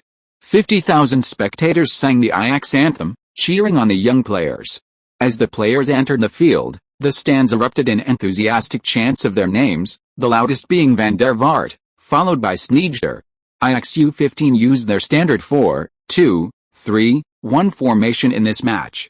Sneijder played as the right midfielder, and Van der Vaart as the attacking midfielder. This was roughly in line with Deng Kai's pre-match prediction. After all, it was a semi-final, and the opposing coach was unlikely to pull any tricks. There could only be one Guardiola. And this was precisely Sporting Lisbon's opportunity. With the referee's whistle, the match officially began. After a series of exchanges in the first 5 minutes, the players from both sides clearly defined each other's strengths and roles. Excluding star players like Ronaldo, Deng Kai, Van der Vaart, and Sneijder, the abilities of the rest of the players could only be considered average. This average refers to fairly good level among their peers, not just ordinary. But even average has different levels. Ajax's average players were significantly more skilled than Sporting Lisbon's average players. They had almost reached the ceiling of human potential. This also proved that Ajax's youth academy was much better than Sporting Lisbon's. In a sense, they were even the world's best youth academy. Therefore, in the subsequent match, Ajax naturally dominated and took the initiative, while Sporting Lisbon was forced into passive defensive posture. In the 6th minute, Van der Vaart put on a dribbling show in the middle. A series of flourishes, the croquet, the Marseille's turn, sudden stops and starts, dribbling and pulling the ball, he weaved through 3 players, yet never lost possession. His performance was finally interrupted when Semedo brought him down. The referee blew his whistle. Free kick. 20 seconds later, celebrations erupted in the Amsterdam arena. Van der Vaart had scored directly from the free kick. He told Semedo, "You can foul me to stop me from going forward, but you can't stop me from scoring." 1-0. Ajax took the lead. As mentioned before, playing against talented players is an essential step for Duncan to become a midfield maestro. But some people are born maestros. Chapter 98. The Masters are all discussing Scholes. Manchester United, tactical training room. Although the team had no match or training today, Sir Alex Ferguson invited the entire squad to watch a youth team match, Ajax U15 versus Sporting Lisbon U15. Afterwards, he would invite everyone to dinner as a reward for the players' recent stellar performances across all competitions. They've been playing brilliantly lately. "Oh, our little Red Devils are in danger," Giggs joked with a laugh. Everyone knew Ferguson adored these 2 kids. If Manchester United were to sign them someday, the fans wouldn't be surprised. Ajax's overall strength is much greater, Schmeichel commented. That Van der Vaart has amazing footwork. David, it seems you have many future challengers. These kids are getting more and more technically skilled. Neville put pressure on Beckham. "I'm not as agile as Van der Vaart," Beckham readily admitted his shortcomings. Confident people don't deny their weaknesses because they also believe no one can match their strengths. In the crowd, the unassuming baby-faced Solskjaer posted on his social media, "Come on, Kai?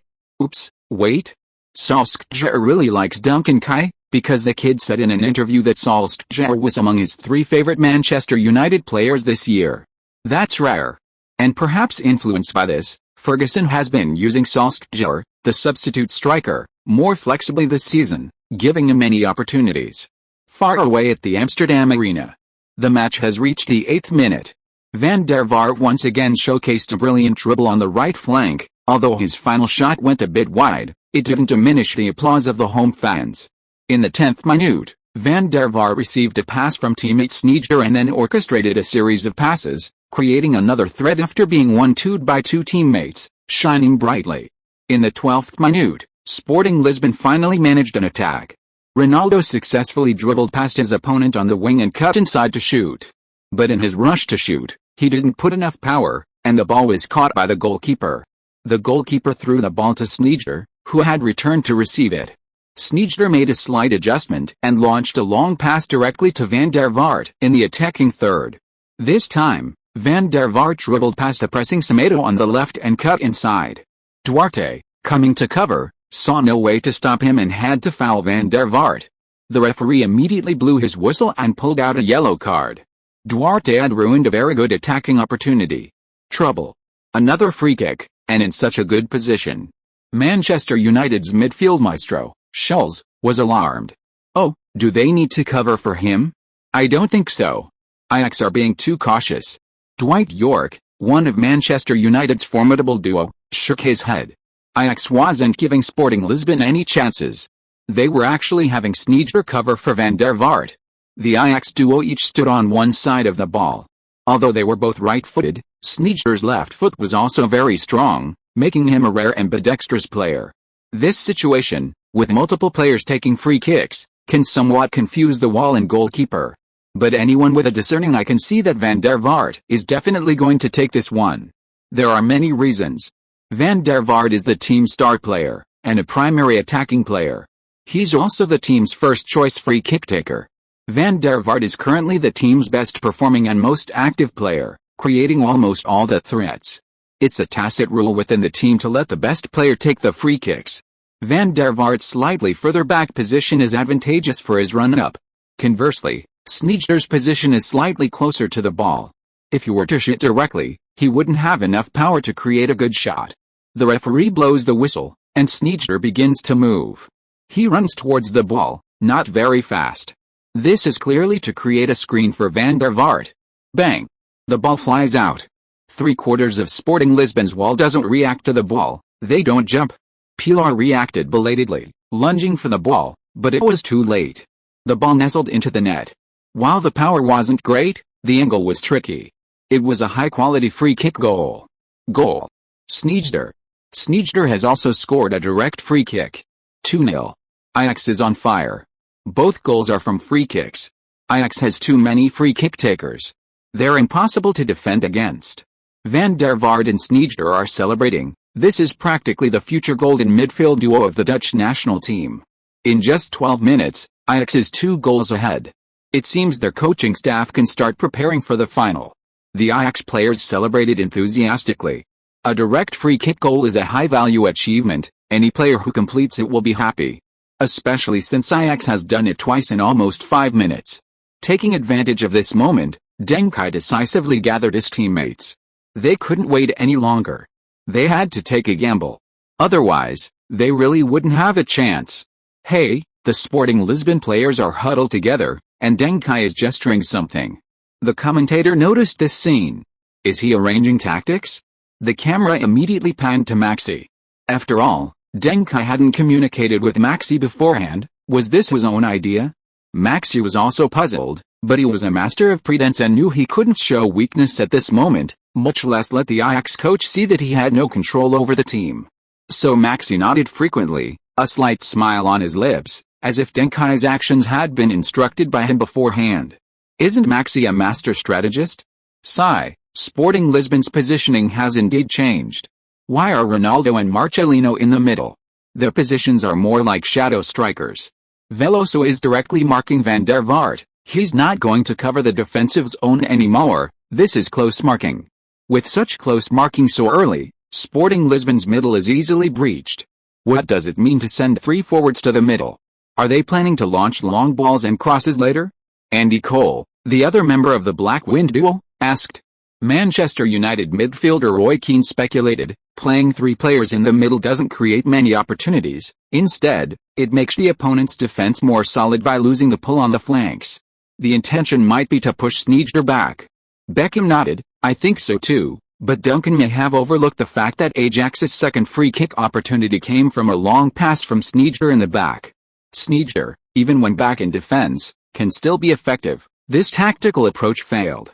Solskjaer agreed, saying, to compensate for the defensive gaps left by Veloso's marking of de Vaart, Sporting Lisbon also dropped back on the flanks. But this essentially gave both flanks completely to Ajax. They should be glad Ajax didn't have David, otherwise, I wouldn't be surprised if they conceded 10 or 8 goals in this game. Beckham's crosses have become deeply ingrained in players' minds at this stage. So far this season, 65% of Manchester United's Champions League goals have been headers. And 80% of those 65% of headers have come from Beckham's crosses. Any team that dared to concede the flanks to Manchester United would face Beckham's wrath without exception. Throughout Manchester United, only Scholes was deep in thought. He was trying to understand Duncan's tactics. He had a bold idea, but it was so outrageous that he was embarrassed to voice it. After all, no team has the right to tell their opponent, I'll give you 60 minutes to play, when they're down by 2 goals. Yes. Scholes believed that Sporting Lisbon's fundamental purpose in using this tactic wasn't to contain Sneijder, but rather, to wear him down. To wear down Van der Vaart. And to confirm whether Duncan thought this way, One only needed to observe Veloso's actions in marking der Vaart.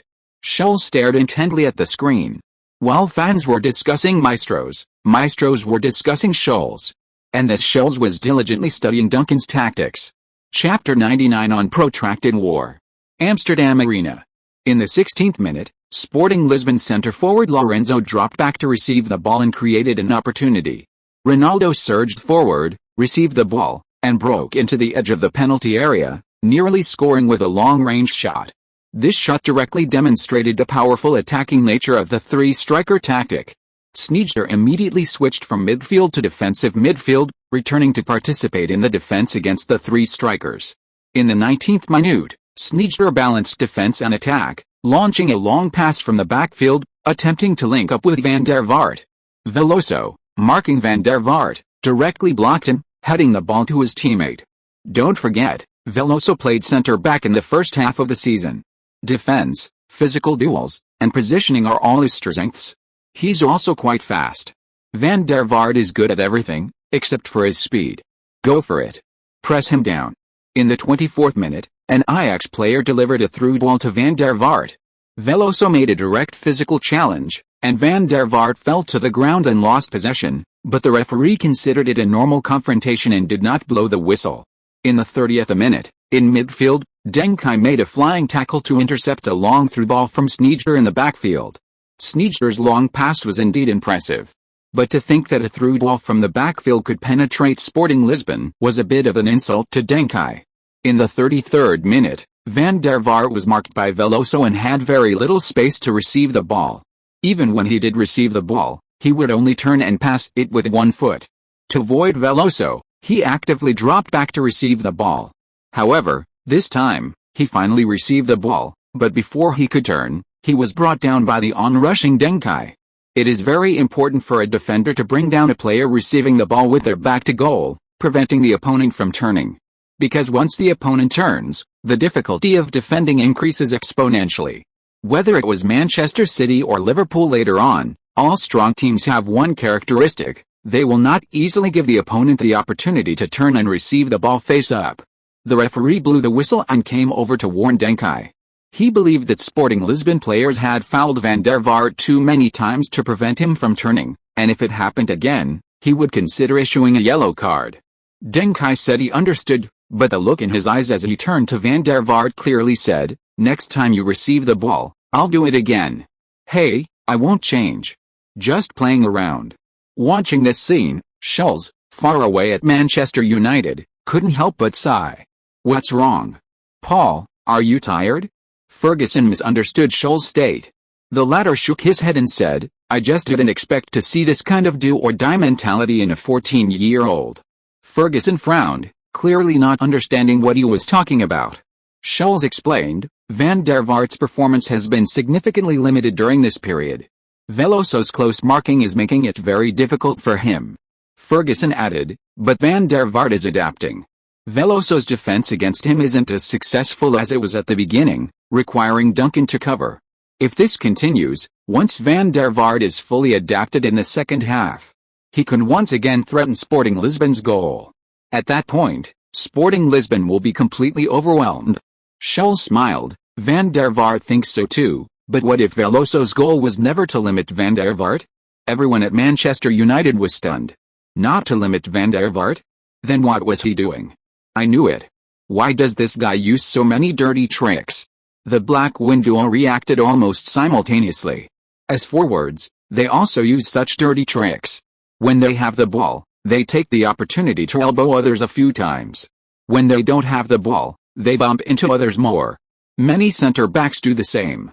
The goal is the same: to wear down the opponent's stamina and break their mentality. Achieving any one of their objectives would help them defeat their opponents. Veloso's main goal is to wear down Van der Vaart, Scholes said. He's making a lot of pointless moves, all aimed at exhausting Van der Vaart. While Van der Vaart isn't necessarily running as much as he used to, the quality is completely different. Look, Veloso is actively seeking contact again. When Van der Vaart pushed him, the veins in his neck were bulging, which shows he was using a lot of force. Even to get rid of Veloso, Van der Vaart is running more. And there are many sudden stops and changes of direction, which also takes a toll on his stamina. Manchester United centre-back Stam frowned. But what good will wearing down Van der Vaart do? They're already 2-0 down. If they finish the game at this score, Sporting Lisbon will still lose. They can't possibly wait until Van der Vaart is completely exhausted before starting their counter-attack, can they? That's unrealistic. That would be at least 70 minutes from now. No team that's 2-0 down dares to wait until after 70 minutes to launch an attack. Every goal on the pitch is hard-won. Many times, you might not even score a goal in 90 minutes. Scholes nodded. Yes, that's why I couldn't believe it before. What a confident player, how much trust in their striker it takes to dare to do that. If they fail, his actions will be seen by others as giving up prematurely, making him the biggest culprit in the loss. And, during the time they're wearing down Van der Vaart, because they've given up the flanks to the opponent, and Sneijder still possesses unstoppable passing ability, another goal is possible. What will they do then? Will they dare to continue? This kind of attrition tactic, once implemented, is meaningless unless you persist to the end. Even if you persist, it might not be meaningful. Scholes' prediction quickly came true. Ajax's midfield playmaker, Sneijder, was pushed back into the backfield and could only connect with the attacking core, Van der Vaart, through long passes. But ground passes were easily intercepted by Duncan. Aerial passes were intercepted by Veloso. Van der Vaart couldn't provide any help to the team in the short term. Under these circumstances, Sneijder began to guide the team to attack from the flanks, making good use of the flank corridors. 34th minute. Ajax easily made a run down the flank, and their cross nearly created a threat. In the 36th minute, Ajax crossed again, this time winning a corner. The ensuing corner hit the post, almost changing the score. In the 41st minute, Cristiano Ronaldo, one of the three strikers, dropped back to receive the ball and created an opportunity using his individual skill, passing to Marcelino. Marcelino received the ball and immediately challenged the Ajax centre-back. A successful pass would have given him a shooting opportunity. This was Sporting Lisbon's best attacking chance in recent times. Unfortunately, Marcelino wasn't strong enough, failing to challenge the centre-back and losing possession. In the 43rd minute, Ronaldo again dropped back to receive the ball and combined with Lorenzo in a series of 1-2 passes, maximizing his not-so-strong passing ability. Ronaldo truly delivered a genius-level performance. Even if not as dazzling as Van der Vaart, he clearly surpassed the average player. However, the average player Marcelino, after getting another chance, had his long-range shot saved by the goalkeeper. Marcelino covered his head, in disbelief. Sporting Lisbon looked like a trapped beast. They already had few attacking opportunities, and when they finally had a chance to shoot, their three strikers were constantly dropping back and sprinting, lacking stamina and touch, resulting in shots that either went wide or were weak and ineffective. In the 44th minute, Scholes' worst-case scenario unfolded. Sporting Lisbon's corner kick was saved by Ajax. Sneijder received the ball and immediately launched a long pass, precisely finding Van der Vaart. Veloso, busy with a corner kick, temporarily abandoned his task of marking Van der Vaart. Even facing two defenders, Van der Vaart used his powerful dribbling skills to beat them one-on-one, facing the goalkeeper directly. Pilar rushed out. Facing the menacing Pilar, Van der Vaart scored with a brilliant chip shot, completing his brace. A master, unstoppable. Chapter 100 Winter has arrived. Van der Vaart rushed towards the corner flag in a frenzied celebration after scoring. He had every reason to be so furious. He had been thoroughly humiliated by Veloso in this match. He was certain he had more than just 2 or 3 bruises on his body. 3-0. Ajax had killed the game. Keep in mind, this was only the first half. A 3-0 lead at halftime was almost impossible to lose. After all, this was 1999, the miracle of Istanbul was still a long way off. Many Sporting Lisbon fans were already heartbroken. Even Ferguson, on his side, turned off the TV, bored, and told everyone to go have dinner early. Many Manchester United fans were still secretly laughing. Sir Alex had said before that he had no bias towards this match, he just wanted to watch the young players play and see if there were any outstanding youngsters. Now, outstanding youngsters had emerged. Wasn't Van der Vaart outstanding? And what did he mean by turning off the TV? Ajax celebrated for a long time, and the first half ended shortly after the kickoff. During halftime, Maxi didn't throw a tantrum in the locker room. "Kai, I support whatever decision you make. Even if we're down by 3 goals right now, I have complete faith in you. Maxa patted Deng Kai on the shoulder and handed him the tactical whiteboard. Then he sat down beside him and began rehearsing his prepared remarks. Yes, all the decisions were made by Deng Kai, and every player in the locker room can attest to that. But I still have to say, the responsibility for this loss lies with me, not with Deng Kai. I won't allow anyone to blame him. If you have any opinions, come at us. Even if we only reach the semifinals of the UEFA Youth League this year, I believe I can lead the team to make a new challenge for that honor next year. The assistant coach watched Maxa coldly from the side. He knew without a doubt what Maxa was reciting. Maxa had written that speech a long time ago, but had never had the chance to use it. Roughly translated, it's like this: yes, all the mistakes were made by Deng Kai, everyone can testify to that. So the responsibility lies with him, not me. Don't blame me, take it out on Deng Kai. Besides, don't forget, I led the team to the UEFA Youth League semifinals this year. I'm a decorated coach, I can do even better next year. How shameless. Deng Kai didn't bother with Maxa. After all, while Maxa might be a jerk, he was willing to delegate. In another team, would the coach allow a 14-year-old to dictate tactics? Mbappe was quite famous in his teens, but he was still forced by the youth coach to play fullback and couldn't resist. Veloso, you did well, keep it up in the second half. Van der Vaart has adapted to your defensive intensity, you need to push harder. Deng Kai patted Veloso on the shoulder. We won't be able to provide much support for you in the second half. From now on, we can't afford to concede any more goals. Deng Kai then communicated with the defense, instructing the fullbacks to push further out, at least to disrupt crosses.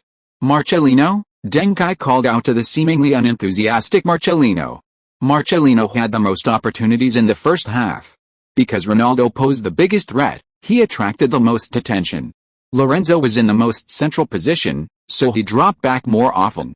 However, Marcelino failed to capitalize on his chances, disappointing the fans, and he himself was dissatisfied with his performance. Others may not understand your efforts, but I do. Deng Kai patted Marcelino on the shoulder. Keep it up, use every ounce of your energy wisely, show your attacking prowess. For a period in the second half, you'll be our main attacker. All the balls will eventually come to you. As the saying goes, a scholar will die for one who understands him. Marcelino was moved to tears. Maxa shook his head silently beside him. That's the art of language. Kai's meaning was for Marcelino to play hard in the second half, to wear him down, and then he'd definitely be substituted when the team launched a real counter-attack. But after substituting Maxa, who would come on? Sporting Lisbon's other substitute strikers were still a step below Marcelino's level. Otherwise, with Marcelino's king-like playing style, he would have been defeated by Ronaldo and Kai long ago. The second half began. Ajax made no adjustments. As the leader, they could remain unchanged. To most people's surprise, Sporting Lisbon, trailing behind, also didn't make any changes. Did they want to concede 3 goals in the second half? In the 47th, 49th, and 56th minutes, Deng Kai launched a series of long passes, initiating a quick counter-attack. Although Marcelino didn't create any real threats in his 3 runs, he ran with great effort and managed to keep Sneijder and other players pinned in their own half, using attacking play as a form of defense and relieving pressure on his own backline. Long passes, if they were just a link-up between Deng Kai and Marcelino, can indeed conserve energy for teammates. In the 65th minute, Ronaldo, who had been roaming centrally, suddenly dropped back to the left flank. Deng Kai launched another long pass from the back, this time targeting Ronaldo. A low, weighted, and spin-heavy pass. Ronaldo flicked it on and sprinted down the wing. Cut inside. Cristiano Ronaldo cuts inside after a series of step-overs, incredibly fast. A series of feints, Ronaldo is almost at the penalty area, long shot, beautiful. Goal. 1-3. Ronaldo scores a superstar goal through his individual skill, helping his team pull one back. This is so difficult for Sporting Lisbon, they haven't had any decent chances throughout the game. But Ajax didn't panic at all, because such superstar goals don't happen all the time. Scoring by individual skill and scoring by tactics are completely different in nature. You see, Ajax's defenders increased their defensive pressure on Ronaldo, they had been a little lax before. Ronaldo's goal was like a wake-up call for them. 72nd minute. Lorenzo dropped back to receive a pass from Duncan, but was immediately dispossessed by Sneijder. Sneijder raised his foot in the backfield. Bang! Marcelino slid in and brought Sneijder down like a lumberjack. He remembered Deng Kai's instructions to him during halftime. Also, besides attacking, you need to actively participate in defending the central area. Pay special attention to their Sneijder, don't give him too many opportunities to make long passes. Marcelino did just that. After the referee blew his whistle, he showed Marcelino a yellow card. Deng Kai then signaled to Maxi to make a substitution. Maxi immediately made the substitution. Although he, the crouching dragon, didn't have any brilliant strategies, Mr. Feng Chu, Deng Kai, had previously told him who to replace Marcelino with. Marcelino has been substituted. Pretty much. His previous playing style was already exhausting. And now he's got a yellow card, so he can go off and rest. Who'll Sporting Lisbon replace him with? They don't seem to have any high-caliber substitute strikers. Wait, is that Wu Zidane? He's a right back, although he can occasionally play left back. What does this mean? Has Maxic adjusted the formation? No. Wu Zidane has moved to Marcelino's position. He's going to play striker? That's unexpected. Wu Zidane's footwork isn't very good, his strength is his extreme speed. Putting him on is a bit of a gamble. 74th minute. Ajax continues their usual wing attack. Bang! After drawing Sporting Lisbon players slightly to the left, Ajax's left winger makes a long pass to the right winger. The right winger receives the ball, advances a few steps, and then passes it back to the approaching Van der Vaart. Veloso suddenly tackles, using both hands and feet, completing a tackle that is quite suspicious of a foul. Van der Vaart spread his hands on the ground, expressing his dissatisfaction to the referee. However, because he had fallen to the ground many times before, leaving the referee with the impression that he liked to dive, the referee did not blow the whistle. Bang! After Veloso passed a ball to Deng Kai did not hesitate for a second and immediately made a long pass to the right flank of the team. De Bruyne's intuitive pass.